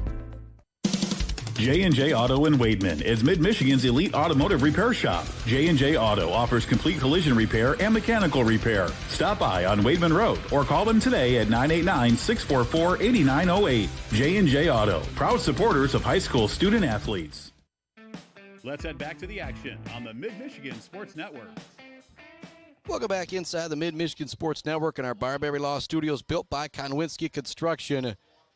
Shot going to Braxton Bukovich, somehow getting off the field on his own power. A very, very strong kid, and hopefully he can battle back from injuries. I know he's got a bright future ahead in whichever sport he chooses to play. Looks like maybe a arm injury out there, a shoulder injury that's very serious. Again, thoughts and prayers going on to him and the Bukovich family. Here comes an all-important extra point now for Maple City. The hold is down, the kick is up, and it is through. 21-14 is our score. And we have got 1:16 left to go in the fourth quarter. Will Maple City kick it deep here, or will they try and go for the onside? I think with a minute remaining, 2 timeouts, you got to go for the onside here. Beal City hoping to get it back with 1:16 left. If they do so, Maple City Glen Lake has 2 timeouts remaining. And so what you can do is pick up a first down and get out of here with a victory. After your first down play, there's going to be a timeout. After the second down play, there's going to be a timeout. Or maybe it's another first down play, there's going to be a timeout. But 1 first down will give Beal City a district championship. Pretty much everybody coming up on the line for Beal City. The sophomore Avery Small, with his speed, is back deep. And if they do kick it deep, his only job is to just get the football and get down. Don't try and get any type of return. And you do have a great kicker out there in Bowden Fisher, the senior for Maple City Glen Lake. 1:16 left to go in the fourth quarter. An onside kick for the district championship on the line coming up for Maple City Glen Lake. Fisher just kind of staring down at the football right now. And I do see Benji Allen as the gunner on the far side of the field. I'd be surprised if they don't go to that far side. They got a lot of bigger bodies over there on the far side, but here we go. Beal City's got 6 across the line, 10 yards away. Here we go for the onside kick. It's going to be a dribbler. It's recovered by Kyler Smith. He stays down. So Beal City will have it first down and 10 after Kyler Smith comes up with the recovery. And so 1 first down separates Beal City from a district championship. 1:16 left to go. Just 1 second went off the clock there. They've got it at their own 46-yard line. If you're Beal City, you know there's going to be a timeout taken after this play, whether you pick up a first down or not. Kyler Smith running in with the play after coming up with that monster onside kick recovery. He has been great tonight for Beal City. He's thrown for a touchdown. He has done a great job just running the show. 1 wing back to each side. The deep back is going to be Drew Block. Man in motion is Austin Small. They hand it off to Drew Block. He's going to be tackled by Benji Allen from behind. And there is that quick timeout coming from Maple City Glen Lake. It's going to be a 2-yard pickup.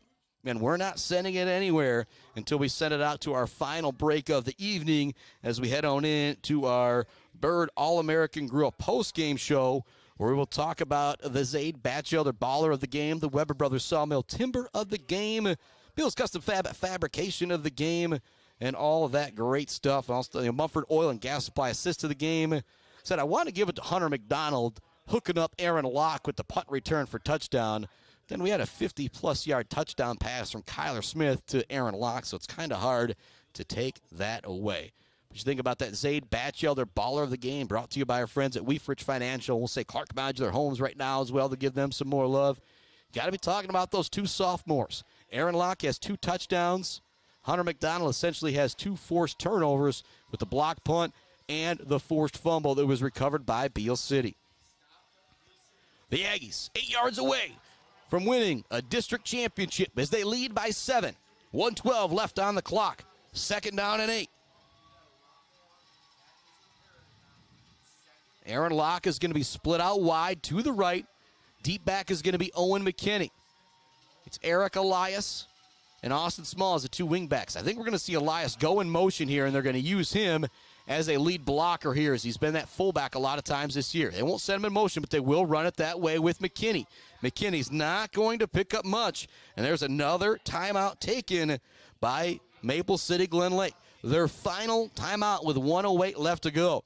So if you're Beal City here, you get a run, then you're able to run, 25, 30, 40 seconds off the clock before you maybe have to punt it away if you don't pick up the first down. Oh, boy. What a battle here for a district championship. And last I knew, Ithaca was up 10-7 on Powambo going into the half. Petoskey now up big against Mount Pleasant, 38-10 there in the 4th quarter. Again, a big shout-out to Mike Verlager, sending me some updates. And I do have a final update coming from my main man, Bubba McLean. Mount Pleasant falling 38-10. It was 18-10 at the half, and so a great second half from Petoskey. And if you watched it here, you saw it with Solitis, their great quarterback who's going to Northwood next year to play defensive end. Yeah, defensive end / quarterback, that can be very, very difficult to stop. 1:08 left to go. 3rd down and 6 for Beal City. Main thing is make sure you stay in bounds on this one. And Fowler, Harbor Beach, both winners. And so on the opposite side of the region, I believe that's what it'll be, Harbor Beach and Fowler. Beal City wins here. They win next week. I believe it would be the winner of Harbor Beach versus Fowler. 2 teams that I believe are now going to be 11-0 on the year. Fowler with a couple big wins, too, over Powamo and McBain on the year. McKinney's the man in motion. He gets the handoff. Looking to get that outside edge. He's got it. McKinney with the first down yardage. He goes down inbounds, and that should do it right there for Beal City as they go up to where they're up 21-14, and they can now take a knee and win it here, the district championship, and move on to the regional semifinal next week versus the winner of Iron Mountain and East Jordan. Woo, boy, what a victory for Beal City here tonight. And again, everybody put on their East Jordan caps tomorrow, because if East Jordan does beat Iron Mountain, that game would be in Beal City. And I said I'll be there either way, but now as it's starting to come to fruition, I don't think I want to make that 6-hour drive up to Iron Mountain. And so everybody put on your East Jordan hats tomorrow. Clock is running. You could see, if you're watching, under 30 seconds remaining, what a ball game this was. But Beal City is going to be a winner, 21-4 for Maple City Glen Lake. Our final, 21-14. Beal City wins themselves yet another district championship. I think it's 20+, but again, what's funny is they still have less district championships than regional championships, and we'll have one of those cool pump-up next week, kind of get everybody set to go for the game, maybe even some video highlights with it this year with my main man, Adam Gursky, down on the field. We're at zeros on the clock. 21-14, Beal City a winner. We'll be back with your quick post-game shows. You got the 2-hour car ride home, the Bird All-American Grill post-game show coming right up right now on the Mid-Michigan Sports Network. The Bird in downtown Mount Pleasant, open every day but Sunday for lunch and dinner. Delicious pizza, the world-famous Bird Burger, handcrafted, fresh-baked subs, many apps, and much more. There's something for everyone at The Bird in downtown Mount Pleasant, where friends gather like family. The Bird, supporting high school sports in mid-Michigan for nearly 100 years. Mount Pleasant Heating and Air Conditioning has been family-owned and serving Mid-Michigan since 1962. They're dedicated to providing the best possible solution for your home or business. Mount Pleasant Heating and Air Conditioning is locally owned and supports our local community. For all of your heating and air conditioning needs, call Mount Pleasant Heating and Air Conditioning at 989-772-2881. For over 4 decades, ENS Graphics has delivered confidence, trust, and peace of mind by providing their customers with expert service and using state-of-the-art technology. We all know in sports, what's on the inside counts the most. But when it comes to your business, school, organization, what's on the outside does matter. If your business needs anything printed, ENS Graphics can do it. If you want your club, team, organization to look good, ENS can help with that. They take your vision and make it their mission. ENS Graphics, a proud supporter of the Mid-Michigan community and their local athletes.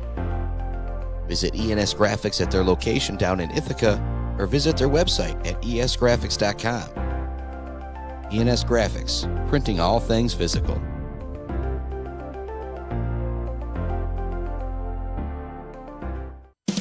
J&J Auto in Wademan is Mid-Michigan's elite automotive repair shop. J&J Auto offers complete collision repair and mechanical repair. Stop by on Wademan Road or call them today at 989-644-8908. J&J Auto, proud supporters of high school student athletes. Block Electric Company is a proud supporter of local schools and high school student athletes, learning skills in and out of the classroom to lead our communities tomorrow. Good luck to all student athletes from Block Electric, and go Aggies! Let's head back to the action on the Mid-Michigan Sports Network. Welcome back inside our Barberry Law Studios, built by Konwinski Construction, one more time for a shortened version of our Bird All-American Grill post-game show. As I said, my buddy and Adam Gursky, we got the bit of a ride back from Maple City Glen Lake down to Mount Pleasant in an early turnaround tomorrow, heading down to Morris for Morris and Sacred Heart Academy football. Again, other scores, Petoskey beating Mount Pleasant 38-10. And no more updates necessarily coming in from Jeremy Woodcock from the Ithaca game as I kind of roll through things here on scorestream.com to try and find anything for you. When you think about the Zaid Batchelder baller of the game, along with our our Zaid Batchelder baller of the game, brought to you by Weefrich Financial, our Weber Brothers Sawmill timber of the game, the Bills Custom Fab fabrication of the game, Mr. Hunter McDonald, Mr. Aaron Locke, making big plays out there as sophomores. Aaron Locke had the touchdown catch in the first half, the absolute bomb. And then he also was able to pick up the punt return or the punt block from Mr. Hunter McDonald, and the shortest punt return for a touchdown you will ever see as it went about 3 or 4 yards. Then Hunter McDonald also forced a turnover. I don't know if that's on the next possession or what, but Hunter McDonald, 2 forced turnovers in the second half, one of them leading directly to a touchdown on the block punt. Aaron Locke returning that block punt for a touchdown, also the big touchdown catch in the first half. Time for our Zaid song before we talk about these young men. It's Zaid Batchelder, baller of the game.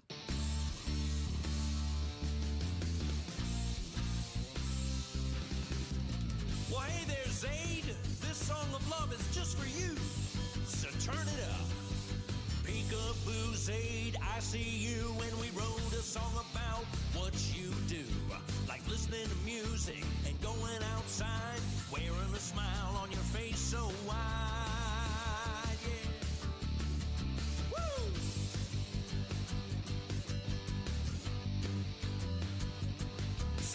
Saying ah ha ha ha and reading books like Grandpa Tractor. Go on, take a look. And when you're hanging around the house, you know you love to watch. All right, welcome back. Took me a moment, but I was able to find it. The Ithaca Yellow Jackets miss a late field goal. Paloma Westphalia wins 17-14 to upset the Yellow Jackets. And so Mount Pleasant falling tonight, Ithaca following tonight in the district championships, but Beal City a winner here for a district title. Hopefully we've got a regional championship tomorrow with Sacred Heart Academy. I do know we did have 2 district champions in volleyball tonight with Beal City and Sacred Heart Academy. We'll talk about that all tomorrow as Sacred Heart Academy takes on Morris. high school football action, and we could have I'll call it a non-traditional broadcast tomorrow. There's not going to be a whole lot of press box space. This could literally be this cat out there in the stands with the phone in the pocket, but we are going to bring you that game however possible. And again, so much thanks to go around. It's the Woods Household pregame show. We're talking to you here in the Bird All-American Grill postgame show. Major Gates Drilling and Service halftime show. We've talked about the Bills Custom Fab fabrication of the game, the Weefrich Financial baller of the game. All night long, we mentioned the Barbary Law Studios in. Some tight running out there. There wasn't really any holes that were so big you could feel that fit a Clark Modular home through it.